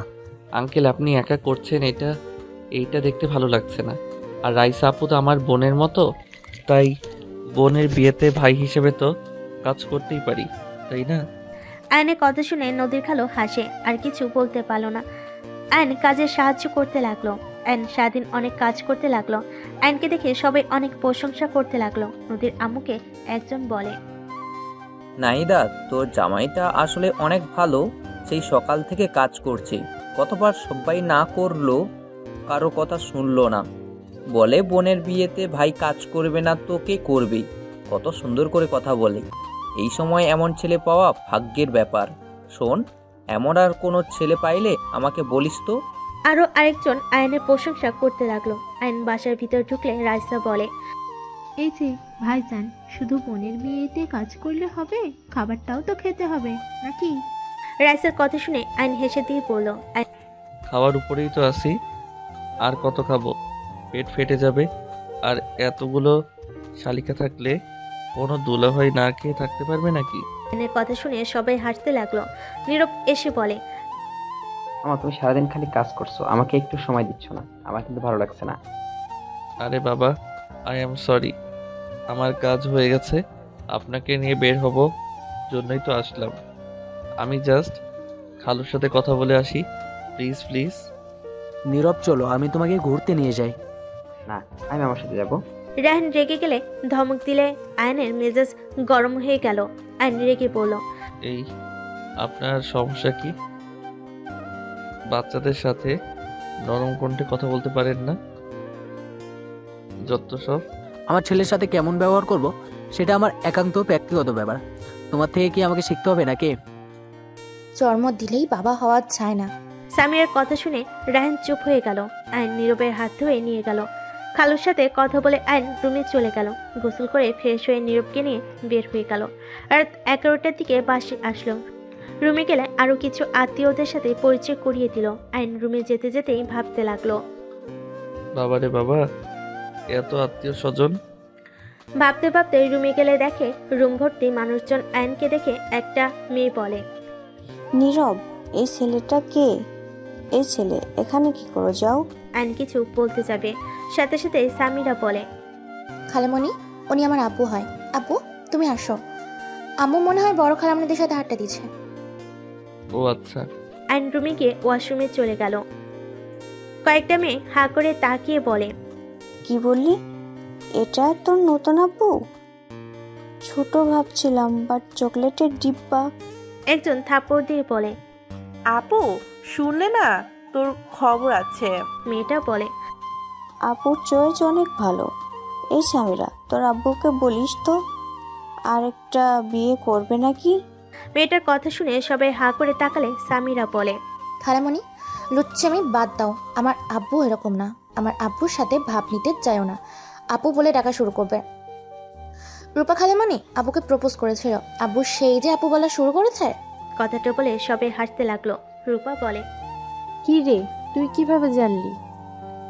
সামিরা হাসতে হাসতে বলে, আমি ওইখান দিয়ে যাচ্ছিলাম। আমি দেখতে চেয়েছিলাম আব্বু কি করে। আমি তো ভেবেছিলাম অন্য ছেলের মতো করবে, বাট সব উল্টা। সামিরা, তুই একটু পাকনা হয়ে যাচ্ছিস না? উফ খালামণি, ক্লাস 9 উঠেছি, এখন কি ছোট আছি নাকি? আয়ন ওয়াশরুম থেকে বের হয়ে সামিরার কথা শুনে আয়ান বলল, সামিরা, তুমি বড়দের মাঝে কি করো? তোমার কাজিনদের সাথে ঘুরতে পারো না? আচ্ছা যাচ্ছি। সামিরা চলে গেল। আয়ন রুম থেকে বের হতে গেলে একটা মেয়ে আয়নের হাত ধরে আয়ন হাত ছাড়িয়ে নিয়ে বলে, আপু কিছু বলবেন? মেয়েটাও বলে, আমাদের সাথে আড্ডা দাও। কোথায় যাচ্ছ? আপনারা দেন, পরে কথা হবে। আয়ন কথাটা বলে রুম থেকে বের হয়ে গেল। বাকি মেয়েরা সবাই হাসতে লাগলো। মেয়েটা মুখ ভেঙচি দিয়ে বলে, ফালতু কথা বলিস না, ও বড় আপুর জামাই, ভুলে যাস না। এই দুলা ভাই, শালাকে তো পটিয়ে ছাড়বো। মেয়েটা বলে, আরে আমি মজা করছি। এইদিকে আয়ন সাদে চলে গেল। সাদে গেলে দেখে নদী সবাই বসে থেকে কথা বলছে। আয়নকে দেখে একজন ডাক দিল। আয়ন এগিয়ে গিয়ে সালাম দিল। নদী বসতে বলে বসলো। নদী সবার সাথে পরিচয় করিয়ে দিল। রায়হানের স্ত্রী এসে আয়নকে বলল, আয়ান তোমাকে খালু ডাকছে। আয়ন নিচে চলে গেল। খালু রুমে গিয়ে কথা বলতে লাগলো। নদীর কাজিনদের সাথে মিলে সব কাজ বুঝিয়ে নিল। সবে আয়নের সাথে পরিচয় হয়ে নিল। আয়ন সবার সাথে চলে গেল। রাত 12টার দিকে আয়ন রুমে গেলে দেখে খাটের উপর দিয়ে নিচ দিয়ে শুয়ে পড়ছে সবাই। নদী আয়নকে বলল, আয়ান এখানে শুয়ে পড়ো। কি বলছেন? আপু শুয়ে পড়ো, পরে এই জায়গার পাবে না কিন্তু। ছাদে গিয়ে ঠান্ডায় শুয়ে থাকতে হবে, সেই জায়গাও পাবে কিনা সন্দেহ। কি ভাবছো? আসো। নীরব কোথায়? ওর কাজিন নানিদের সাথে শুয়ে পড়ছে অন্য রুমে। ও আচ্ছা। আয়নের কিছুটা শরম লাগতে লাগলো। নদী কিছু কাজিনরা বলে, আরে তোলা ভাই এত লজ্জা কেন, শুয়ে পড়েন, বিয়ে বাড়িতে এমনই তো মজা। আইন উপায় না পেয়ে নদীর পাশে শুয়ে পড়লো। আরেকটা ছেলে এসে বলল, এখানে তো একটু জায়গা আছে, আমি দুলাভাইয়ের পাশে শুয়ে পড়লাম। ছেলেটা আয়ানের পাশে শুয়ে পড়লে আয়ানের নদীর সাথে টাচ করলে আয়ান কিছুটা ভয় পেতে লাগলো। আয়ান একটু দূরে থাকার চেষ্টা করতে লাগলো। নদী আয়ানের ব্যাপারটা বুঝতে পেরে বলল, স্বাভাবিকভাবে সও। পাশের ছেলেটা বলে, এই দুলাভাই এমন করেন কেন? এমন করছেন মনে হয়। আপু আপনার বউ না, অন্য পর নারী বাসর করেন নাই নাকি যে এমন ভাব করছেন? ছেলেটার কথা শুনে আয়নের মেজাজ গরম হয়ে গেল। কি যাতা বলছেন? এখানে ভাগ্নি মেয়েরা আছে, চোখ দিয়ে দেখে কথা বলেন। আয়নের কথা শুনে ছেলেটার কিছুটা লজ্জা পেয়ে গেল।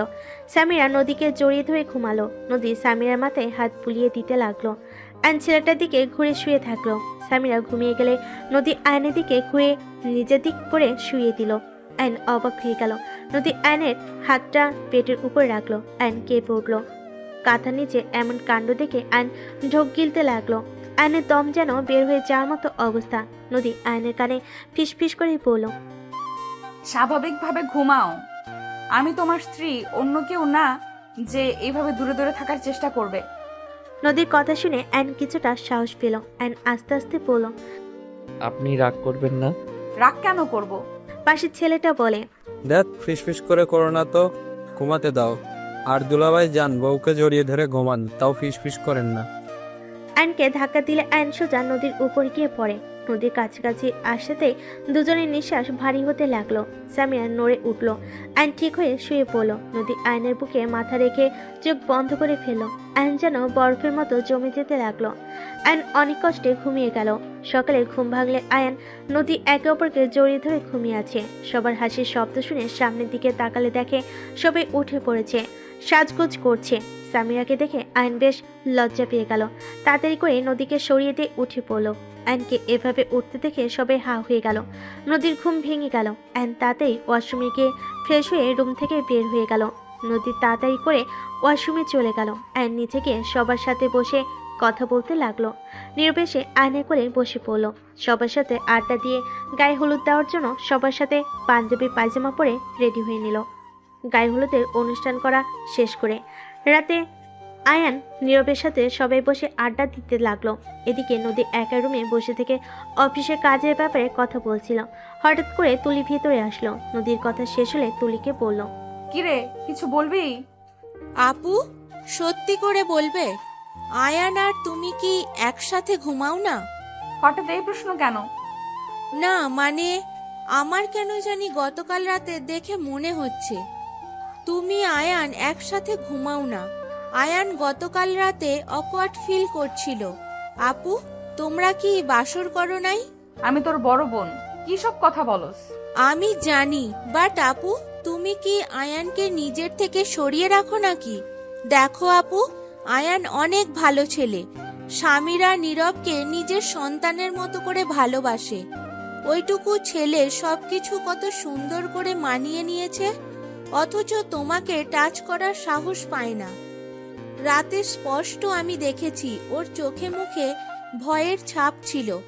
দেখো আপু, আমি রাগের মাথায় সেই দিন তোমাকে অনেক কিছু বলেছি। আমি সেই তোমাকে বলছি, সময় থাকতে আয়ানকে নিজের করে নাও। ও ছেলে মানুষ, নিজেকে অনেকটাই কন্ট্রোল করে। সব সময় কিন্তু কন্ট্রোল থাকবে না। আশা করি আমার কথা বুঝতে পারছো। তুলি কথাগুলো বলে রুম থেকে বের হয়ে গেল। তুলির কথাগুলো কানে বাজতে লাগলো। নদী আয়নকে নিয়ে ভাবতে লাগলো। হঠাৎ করে আয়ন রুমে এসে দেখে নদী কিছু নিয়ে ভাবছে। আয়ন ফোনে চার্জ দিতে দিতে বলে, কিছু হয়েছে নাকি? সবাই উপরে আর আপনি এখানে একা কি করেন? আয়নের কথা শুনে ঘোর ভাঙলে। নদী খাট থেকে উঠে আয়নের কাছে গিয়ে আয়নের মাথার পিছনে ধরে ঠোঁট জোড়া এক করে ফেলো। আয়নের ঠোঁট চকলেটের মতো খেতে শুরু করলো। আয়ন হা হয়ে গেল। আয়ন বুঝতে পারছে না কি করবে। আয়ন নদীকে সরিয়ে দিয়ে বলল, কি করছেন? দেখেন আমি ছেলে মানুষ। আপনি যদি এমন করেন আমি নিজেকে কন্ট্রোল করতে পারবো না, পরে আপনি নিজেই রেগে যাবেন। তোমাকে কন্ট্রোল করে রাখতে কে বলছে? আপনি তো আমাকে ভালোবাসেন না, আপনি তো আপনার এক্স হাজবেন্ডকে ভালোবাসেন। আমি কাউকে ভালোবাসি না, এটা তোমার ভুল ধারণা। আমি ভেবেছিলাম তুমি আমার বয়সে ছোট, তাই আমি তোমাকে দূরে দূরে রাখছি। আর আমরা যখন স্বামী স্ত্রী, সেখানে আমার মনে হয় না তোমাকে দূরে রাখা ঠিক হচ্ছে। আয়ান, তুমি কি আমাকে পছন্দ করো নাকি না? যদি না করো তাহলে আমাকে বলে দিতে পারো। আমি চাই না তুমি আমাকে দয়া করো। আমি আপনাকে দয়া করছি না। প্রথমে আমার টাকার দরকার ছিল আর আপনাকে প্রোটেকশন দেওয়ার দরকার ছিল, তাই আমি আপনাকে বিয়ে করেছি। কারণ আমি দেখেছি ডিভোর্সি মেয়েদের জীবনটা কত কষ্টের হয়, যে কারণে আমি আপনার আশেপাশে থাকার চেষ্টা করছি। বাট এখন আমার মনে হয় আমি হয়তো আপনাকে ভালোবেসে ফেলেছি। হয়তো স্বামী স্ত্রী পবিত্র সম্পর্কের জন্য হয়তো আল্লাহ আপনার প্রতি আমার ভালোবাসা সৃষ্টি করে দিয়েছে। তার মানে তুমি আমাকে ভালোবাসো? তাহলে আগে কেন বলো নাই? আপনি যদি থাপ্পড় মেরে দিতেন বা রিজেক্ট করতেন তাহলে মনটা ভেঙে গোড়াগোড়া হয়ে যেত। আয়নের কথা বলার স্টাইল দেখে নদী ফিক করে হেসে দিল। আয়ন মুগ্ধ নয়নে তাকিয়ে বলল, আপনার হাসিটা অনেক সুন্দর, মন চাই সব সময় দেখতে। তাই না ফাজিল একটা? দেখি আমাকে জড়িয়ে ধরতে পারো কিনা। নদীর কথা শুনে আয়ন তাড়াতাড়ি করে গিয়ে নদীকে শক্ত করে জড়িয়ে ধরে। নদী আয়নের কানে হালকা করে কামড় দিলে আয়ন দুষ্টামি করে নদীর ঠোঁট জোড়া নিজের দখলে নিয়ে নিল। নদীর কোমরটা নিজের সাথে শক্ত করে জড়িয়ে ধরল। নদীর ঠোঁট ছেড়ে গলায় কিস করতে যাবে, সাথে সাথে দরজা খুলে সাথে সাথে আয়ন নদীকে ছেড়ে দিল। ঘুরে তাকাতে নদীর কাজিনরা বলে ওঠে, সরি, আমরা কিছু দেখি নাই, আমরা অন্ধ। আফা, কোনো দিক দরজা। কথাগুলো বলে হাসতে লাগলো। নদী আয়ন লজ্জায় লাল হয়ে যেতে লাগলো। ওর কাজিনরা হেসে ভিতরে ঢুকলো। আয়ন তাড়াতাড়ি করে রুম থেকে বের হয়ে গেল। ছাদে গেলে নীরব সবার সামনে বসে বলে, আমার তোমার লিপস্টিকের মতো লাগছে, এটা কিভাবে লাগালো? নীরবের কথা শুনে আয়ন লজ্জা পেয়ে গেল। সবাই মিটিমিটি হাসতে লাগলো। আয়ন তাড়াতাড়ি করে মুছতে লাগলো। নদীকে ধরে ওর কাজিনরা নিয়ে আসতে লাগলো। একটা মেয়ে বলে, তুমি বুঝবে, নীরব বড় হও। নদীকে লজ্জা পেতে দেখে রায়হানের রাগ হতে লাগলো। রায়ন বলে উঠে, বেহার দল একটা। কথাটা বলে নিচে চলে গেল। সামিরা কানে হেডফোন দিয়ে থাকলো। নীরব নদীর কাছে গিয়ে বসলো। সবাই নিচে চলে গেল। নিচে গিয়ে গান বাজনা করতে লাগলো। আয়নকে ধাক্কা দিয়ে মধ্যে পাঠিয়ে বলে, দুলাভাই অনেকক্ষণ বসে থাকছেন, এবার নাচেন। আমি তো পারি না। তোমাকে তো অনুষ্ঠানে নাচতে দেখেছিলাম। দেখ, বউ নাকি শত্রু বুঝি না। আয়নের কথা শুনে সবাই হাসতে লাগলো। নদী হেসে বলে, বউ ও শত্রুও নাচো এবার। ক্যামেরাম্যান হয়ে যাই আমি। আয়ন গান সিলেক্ট করে নাচতে শুরু করলো। আয়ন তুলিকে ইশারা করলে তুলি উঠে আয়নের সাথে নাচতে শুরু করলো। সবাই হা করে তাকিয়ে আছে। আয়ন লাস্টের দিকে নদীকে তুলে নাচাতে লাগলো। নদী লজ্জায় লাল হয়ে যেতে লাগলো। সামিরা বলল, আমু নাচো, লজ্জা পাও কেন? নদী আয়নকে ধাক্কা দিয়ে নাচতে শুরু করলো। আয়ন মুগ্ধ নয়নে তাকিয়ে নাচ দেখতে লাগলো। নদীর কোমর থেকে শাড়ি খুলে যাবে, সাথে সাথে আয়ন নদীকে কোলে তুলে নিল। এই পাগল কি করছো, নামাও। আয়ন কিছু না বলে ওইখান থেকে সরে সামিরার কাছে গিয়ে নামিয়ে দিয়ে বলল, সামিরা, তোমার আম্মু শাড়িটা ঠিক করে দিয়ে আসো। সামিরা নদীর কোমরের শাড়ি ধরে নিয়ে গেল। আয়ন সবার সাথে নাচ করতে লাগলো। সবাই অনেক আনন্দ করে। অনেক রাতে সবাই ঘুমাতে চলে গেল। আয়ন নদীর কাজিনদের সাথে ছাদে আড্ডা দিতে লাগলো। নদী বারবার কল দিলে আয়ন রিসিভ করলে। কি ব্যাপার, রুমে আসছো না কেন? আজকে ছাদে ঘুমাবো, ভাইয়ারা সব এখানে থাকতে বলছে। আচ্ছা, সমস্যা হলে চলে এসো। আচ্ছা। আয়ন কল কেটে দিল। আয়ন সবার সাথে আড্ডা দিতে লাগলো। সবাই আড্ডা দেওয়ার শেষে ঘুমিয়ে পড়লো। সকালে আয়নের ঘুম ভাঙলো নীরবে ডাকে। আয়ন উঠে হাই তুলে নীরবকে কোলে বসিয়ে পড়ল। কি বাবু, এত সকালে উঠে পড়েছো? আম্মু নামাজ পড়তে যেতে বললো। আর নীরবকে নিয়ে নিচে চলে গেল। রুমে গিয়ে দেখে সব মেয়ে উঠে পড়েছে। অ্যান্ড ওয়াশরুমে গিয়ে ফ্রেশ হয়ে অজু করে নিল। ওয়াশরুম থেকে বের হইলে নীরব অজু করে বের হয়ে আয়নের হাত ধরে চলে গেল। অ্যান্ড নীরব নামাজ পড়ে এসে সবার সাথে আড্ডা দিতে লাগলো। নদী আয়নকে দূর থেকে দেখে চোখে চোখ রাখতে লাগলো। অ্যান্ড সবার সাথে আড্ডা দিয়ে দুপুরের দিকে নীরব অ্যান্ড রুমে গিয়ে গোসল করে রেডি হয়ে নিল। রেডি হয়ে দুজন হাত ধরে নিচে নামতে লাগলো। সবাই আয়ন আর নীরবকে বলতে লাগলো, মাশাল্লাহ, বাপ ছেলেকে অনেক সুন্দর লাগছে। নীরব কথাটা শুনে বলে, আরে নানু, উনি আমার মামা হয়, আব্বু না তো। নীরবের কথা শুনে রাহেন মিটি মিটি হাসতে লাগলো। আয়ন কিছু বলল না। সামিরা বলে উঠলো, আজ থেকে ওনাকে মামা বলবি না। আমি যেমন আব্বু বলি তেমনই আব্বু বলবি। কি আজব বিষয়, একবার আব্বু বলছি তো রেগে গেলে, এখন আমার নিজেই বলতে বলছো। আর আবার আব্বু তো আছে। তোমার যেটা ভালো লাগে ওইটাই বলো। রায়ন নীরবের কথা শুনে মনে মনে অনেক খুশি হলো।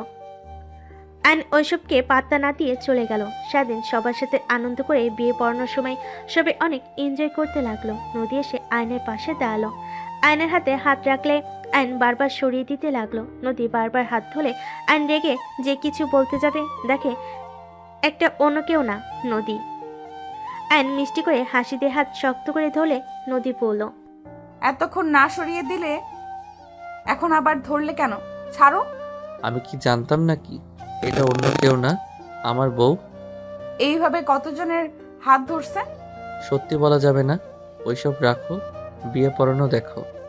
অ্যান্ড ওইদিকে মনোযোগ দিতে লাগলো। বিয়ে পড়ানো শেষ হয়ে গেলে বিদায় পালা চলে আসলো। বর বউতে বিদায় দিয়ে আয়নরা সবাই সবার থেকে বিদায় নিতে লাগলো। রায়নের সামনে গিয়ে আয়ন বলল, ভাইয়া, আই এম সরি, আপনার গায়ে হাত তুলেছি ছোট হয়ে, আমাকে ক্ষমা করে দিয়েন। আর ভাবি আপনাকে অনেক ভালোবাসে, ভাবিকে বোঝার চেষ্টা করেন, জীবনে অনেক সুখী হতে পারবেন। নিজেকে সবসময় বড় ভাবেন না, মাঝে মাঝে অন্যের খুশির জন্য ছোট হওয়ার মাঝে সুখ আছে, একবার নিজেকে পরিবর্তন করে দেখতে পারেন। যাই হোক, ভালো থাকবেন, আল্লাহ হাফেজ। অ্যান্ড কথাটা বলে চলে গেল। অ্যান্ড সবার থেকে বিদায় নিয়ে গাড়িতে উঠে পড়লো। রায়ন নীরব সামিরের কাছে আসলে ওরা যেতে না চাইলে আইন বলল, সামিরা, নীরব আব্বুর কাছে যাও, দেখো উনি তোমাদের জন্মদাতা পিতা, উনি যেমন হোক উনি তোমার বাবা, এটাই সত্যি। বাবা মাকে সম্মান করাই হলো সন্তানদের কর্তব্য, যাও। আইনের কথা শুনে সামিরা নীরব একবার আইনের দিকে তাকিয়ে রায়হানের কাছে গেল। রায়ন ওদের জড়িয়ে ধরে আদর করতে লাগলো। রায়ন আয়নের কাছে এসে ওদের দুই হাত আয়নের হাতে দিয়ে বলল, তুমি আমার ছোট হয়ে আমাকে অনেক কিছু শিখিয়ে দিয়েছো। তুমি সত্যি বলছো, জন্ম দিলে বাবা হওয়া যায় না। আয়ান আমার দুই সন্তানকে আমি ঠিকভাবে ভালোবাসতে পারি নাই। তোমার হাতে ওদের তুলে দিলাম, ওদের কখনোই কষ্ট দিও না। আমি তো ভালো রাখতে পারলাম না, তুমি ভালো রেখো। আর নদী, আমাকে ক্ষমা করে দিও। রায়হানের এমন পরিবর্তন দেখে সবাই হাঁ হয়ে তাকিয়ে থাকলো। আইন ওদের হাত নিয়ে বলে, চিন্তা করবেন না, আর আমি একা কেন ওদের দেখব, আপনিও তো আছেন, আপনি ওদের আসল বাবা। আপনার ভালোবাসা আর আমার ভালোবাসার ভিতরে অনেক পার্থক্য আছে। আমি যত ভালোবাসি না কেন, ওদের মনে আপনার জন্য অপূর্ণতা থেকে যাবে। আর হ্যাঁ, ভাবিকে ভালো রাখেন, দয়া করে আর এই রকম মাইর দিবেন না। নীরব, সামিরা, গাড়িতে ওঠো। আইনের কথা শুনে রায়ন ওর স্ত্রীকে এক হাত দিয়ে জড়িয়ে নিয়ে বলল, কখনোই দিব না, নিজেকে পরিবর্তন করার চেষ্টা করব। আমাদের দেরি হয়ে যাচ্ছে। নদীর কথা মতো গাড়ি ছেড়ে দিল। নীরব সামিরা ওর আব্বুকে টাটা দিল। নীরব আইনকে জড়িয়ে ধরে বলল, মামা। বলো। অনেক ভালো মামা। মানুষের মধ্যে ভালো খারাপ মিলে থাকে বাবু। আমি যে একেবারে ভালো তাও না, আবার একেবারে খারাপ তাও না, তাই এত আমাকে ভালো বলতে হবে না। আমি অত কিছু জানি না, ভালো মানে ভালো। ওকে বাবা, মেনে নিলাম, আমি ভালো, এবার তো খুশি। দুজন হেসে দিল। গাড়ি বাস কাউন্টারে থামিয়ে দিল। আইনরা সব বাসে উঠে পড়লো। নীরব ওর নানুর কাছে গিয়ে বসে। সামিরা তুলের কাছে আইন নদী একসাথে বসলো। 1 ঘন্টা পর নদীর ঘুম আসলে আইন নদীকে এক হাত দিয়ে জড়িয়ে নিল। সারা রাত আইন জেগে থাকলো। সকাল 10টার দিকে বাস থেকে নামলো। ড্রাইভার গাড়ি নিয়ে আসলে সবাই বাসে চলে গেল। আইন সিএনজি দিয়ে ওর আম্মুর কবর দেখতে চলে গেল। আইন ওর আম্মুর কবর জিয়ারত করে ওইখান থেকে বের হয়ে চলে গেল। আইন বাসে গিয়ে ফ্রেশ হয়ে ঘুমিয়ে গেল। দুপুরে নদী অফিস থেকে এসে দেখে আয়ন ঘুমোচ্ছে। নদী ড্রেস চেঞ্জ করে আয়নের বুকে মাথা দিয়ে ঘুমিয়ে গেল। বিকেলে ঘুম ভাঙলে আয়ন নদীকে বুকে উপরে দেখে মুচকি হাসি দিল। নদীর কপালে ভালোবাসার স্পর্শ এঁকে দিল। সাথে সাথে নদী আয়নের টোটে কিস দিয়ে তাড়াতাড়ি করে বুকে মুখ লুকালো। নদীর কাণ্ড দেখে আয়ন খিলখিল করে হাসতে শুরু করলো। নদীকে নিচে ফেলে দুহাত খাটের সাথে চেপে ধরে পড়ল। আপনি তো ঘুমাইছেন, ঘুমান। আমি তাহলে আপনাকে আদর করি। ঘুমন্ত মানুষটা টের পাবে না। নদী মিটিমিটি হেসে মাথা নেড়ে হ্যাঁ সূচক দিল। আয়ন হাসতে লাগলো। আয়ন নদীর হাত ছেড়ে দিয়ে পেটের উপর থেকে শাড়ি সরিয়ে পেটে হালকা করে কামড় দিল। নদী আয়নের মাথা পেটের সাথে খামচি দিয়ে ধরল। নদী আয়নের হাত ধরে বলল, কি হলো? ঘুমন্ত মানুষ মাথা কেমনে ধরে? নদী চোখ বন্ধ করে বলে, জানি না তো, আমি তো ঘুমিয়ে আছি। ও আচ্ছা, ঘুমিয়ে আছেন তাই না? আয়ন নদীর শাড়ি এক টান দিয়ে সরিয়ে ফেল। নদীর সাথে সাথে চোখ খুলে লজ্জায় লাল হয়ে যেতে লাগলো। আয়ন ঝাঁপিয়ে পড়ল। নদী সরিয়ে দেওয়ার চেষ্টা করতে লাগলো। আয়ন হাত দুইটা খাটের সাথে চেপে ধরে আদর করতে লাগলো। নদী আয়নের সাথে পাল্লা করে আদর করতে লাগলো। 2 বছর পর আয়ন কলেজ থেকে বাসে আসলে দেখে সবাই মিষ্টি মুখ করছে। সবাইকে খুশি দেখে আয়ন সোফায় বসে সামিরার কোলে মাথা দিয়ে শুয়ে পড়ল। কি ব্যাপার পিচ্ছি আম্মু জান, এত খুশি কেন আপনারা? সামিরা মাথায় হাত বুলিয়ে দিতে দিতে বলে, আবু গুড নিউজ আছে। কি গুড নিউজ? সামিরা কিছু বলতে যাবে, কলিং বেল বেজে উঠলে নীরবকে খুলে দিল। দেখে রায়হান তার স্ত্রী, নদীর মামারা, খালামুনি সবাই এসেছে। নীরবকে দেখে রায়হান বুকে টেনে নিল। রায়হান ভিতরে এসে সামিরার কোলে মাথা দিয়ে আয়নকে শুয়ে থাকতে দেখে কিছুটা খারাপ লাগলো, বাট সেটা প্রকাশ করলো না। সামিরা সবাইকে দেখে বলে, ছোট আম্মু, নানু, খালামণি সবাই তোমরা কেমন আছো? আয়ন সামিরার কথা শুনে সাথে সাথে সোফা থেকে উঠে ব্যাগ কাঁধে তুলে নিয়ে পড়ল। আসসালামু আলাইকুম, সবাই কেমন আছেন? আয়নের সালামের উত্তর নিয়ে সবাই কুশল বিনিময় করলো। আয়ন সবাইকে বসতে দিয়ে নদীর আম্মুকে ডাকতে লাগলো। আম্মু কই আপনি? দেখেন কারা এসেছে। আয়নের কণ্ঠ শুনে নদীর আম্মু উপর থেকে 3 জন নেমে এসে সবাইকে দেখে জড়িয়ে ধরতে লাগলো। নদীর আম্মু বলে, তোমরা শেষ আসলে কবে থেকে বলছি সবাই ঘুরে যাও। একজন বলে উঠল, ছুটি পায় না, এবার সবাই একসাথে প্ল্যান করে চলে আসলাম। দুলাভাই কই? ও অফিসে গেছে। নদীর আম্মুর কথা শুনে নদীর খালামুনি বলে, নদী অফিসে যাস নাই? না, ওকে নিয়ে হসপিটালে গেছিলাম, সেখান তাই আর যেতে দেয়নি। তবে অবাক হয়ে তাকলো। তুলি সবাইকে বলল, আরে খারাপ কোনো খবর নাই, খুশির খবর আছে। বউ ডাক্তার কি বলল? তোমার কি হয়েছে? পরে বলবো, যাও ফ্রেশ হয়ে নাও। আগে বলো কি হয়েছে, না হইলে যাব না। বলবো না, যাও তো। না বললে আম্মু বলবে। আম্মু, ওনার কি হয়েছে? সবাই আগ্রহ নিয়ে অপেক্ষা করতে লাগলো। নদীর আম্মু হেসে বলল, নদী প্রেগনেন্ট। আমরা তো ভয় পেয়ে গেছিলাম, অন্য কিছু হয় নাকি। এটা কোন রোগ? আয়নের কথা শুনে সবাই হা করে তাকালো আয়নের দিকে। আয়ন নিজে বুঝতে সাথে সাথে জিভে কামড় দিয়ে নদীর কাছে গিয়ে নদীকে কোলে তুলে নিয়ে ঘুরতে লাগলো। সবাই হাসতে শুরু করলো। নদী বলে, এই ফাজিল কি শুরু করছো? ছাড়ো আমাকে। ফাজিল, ছাড়বে নাকি শাস্তির ব্যবস্থা করব? ছাড়বো না, শাস্তি দিতে পারবে না। আমি তোমাকে ছেড়ে অন্য কোথাও যাবই না। আয়ান নামাও, বড়দের সামনে লজ্জা করে না নাকি? আয়ন সাথে সাথে নামিয়ে দিয়ে মাথায় হালকা চুল টেনে লজ্জায় দৌড়ে রুমে চলে গেল। নদীকে সবাই কংগ্রেস জানাতে লাগলো। রায়ন নদীকে কংগ্রেস জানালে নদী ধন্যবাদ দিল। সবাইকে রুমে যেতে বলল। নদী সামিরাকে বলল, সামিরা, তোর আব্বুর জন্য খাবার নিয়ে যা, আর বলবি কোচিং যেন যায়, না হইলে খবর আছে। আম্মু, আজকে আমি যাব না। 2 জন যাবে, না হইলে 2 জনের কপালে দুঃখ আছে। হ্যাঁ। নদীর আম্মু আয়নে খাবার দিলে সামিরা খাবার নিয়ে রুমে গেল। আয়ন গোসল করে রুমে আসলে সামিরকে মন খারাপ করতে দেখে আয়ন বলল, কি ব্যাপার আম্মু? বাবু হওয়াতে তুমি খুশি না? না হইলে তোমার আম্মুকে বলো বাবু নষ্ট করে দিতে। আয়নের কথা শুনে সামিরা রেগে গিয়ে বলে, উফ আপু, বেশি বুঝবে না তো। আমাদের নতুন ভাই বোন আসবে, আমরা খুশি কেন হব না? আর একবার এসব বললি না খবর আছে। তাহলে মন খারাপ কেন? আমাদের 2 জনকে কোচিং যেতে হবে, আজকে যেতে চাচ্ছি না। আমারও যেতে ইচ্ছে করছে না। একটা আইডিয়া আছে। কি? 2 জন যাব, পরে 30 মিনিট থেকে এসে বলবো ম্যাম অসুস্থ, তাই আমাদের ছুটি দিয়েছে। ওকে আপু, তুমি খেয়ে নাও, আমি রেডি হয়ে নিই। সামিরা চলে গেল। আয়ন খাবার খেয়ে রেডি হয়ে নিল। আর নিচে গেলে সবে বলে, কি ব্যাপার জামাই বাবা, কোথায় যাবে? কোচিং যাব। আয়নের কথা বলতে বলতে সামিরা এসে বলে, আবু চলো। দুজন সবার থেকে বিদায় নিয়ে বাইক নিয়ে বের হয়ে গেল। 30 মিনিট লেকের পাড়ে গিয়ে দুজন ফুচকা ঝালমুড়ি সবকিছু বসে থেকে খেতে লাগলো। খাওয়া শেষ করে বাসায় চলে গেল। নদী দুজনকে দেখে বলল, কি ব্যাপার, এত তাড়াতাড়ি দুইজন কই থেকে আসলেন? আসলে বউ, ম্যাম অসুস্থ, তাই আমরা তার সেবা করে ফিরে আসলাম। বিশ্বাস না হইলে সামিরাকে জিজ্ঞেস করো। হ্যাঁ মো। নদী রেগে বলল, বদমাইশ, দুইজন বাপ বেটি কি শুরু করছস? দুইজন চোর কোথাকার। দুইজনে হাত মানি দেওয়া বন্ধ। চোরগুলো ম্যাম আমাকে কল দিয়ে বলছে দুইজন কেউ ওখানে যাও নাই, আর মিথ্যুক বলে ম্যাম অসুস্থ। তোদের দুইজনকে কি যে করব। নদী উঠতে যাবে অ্যান্ড সামিরাকে বলল, সামিরা পালাও। দুজন দৌড়ে বাসা থেকে পালিয়ে গেল। সবে ওদের কাণ্ড দেখে খিলখিল করে হাসতে লাগলো। নীরব বলে, দেখছো আম্মু আব্বু আপুর থেকে আমি অনেক ভালো। জীবনে বাচ্চা পোলাপাইনকে বিয়ে করে ভুল করছি। বাচ্চাদের কি সামলাবো, ওকে সামলানো কঠিন হয়ে যাচ্ছে। এই তুলি, দুজনকে বাসায় ঢুকতে দিবি না। হা হা হা, তুই এত ভাব নিস না, নিজেও আগে পাড়া চোর ছিলি।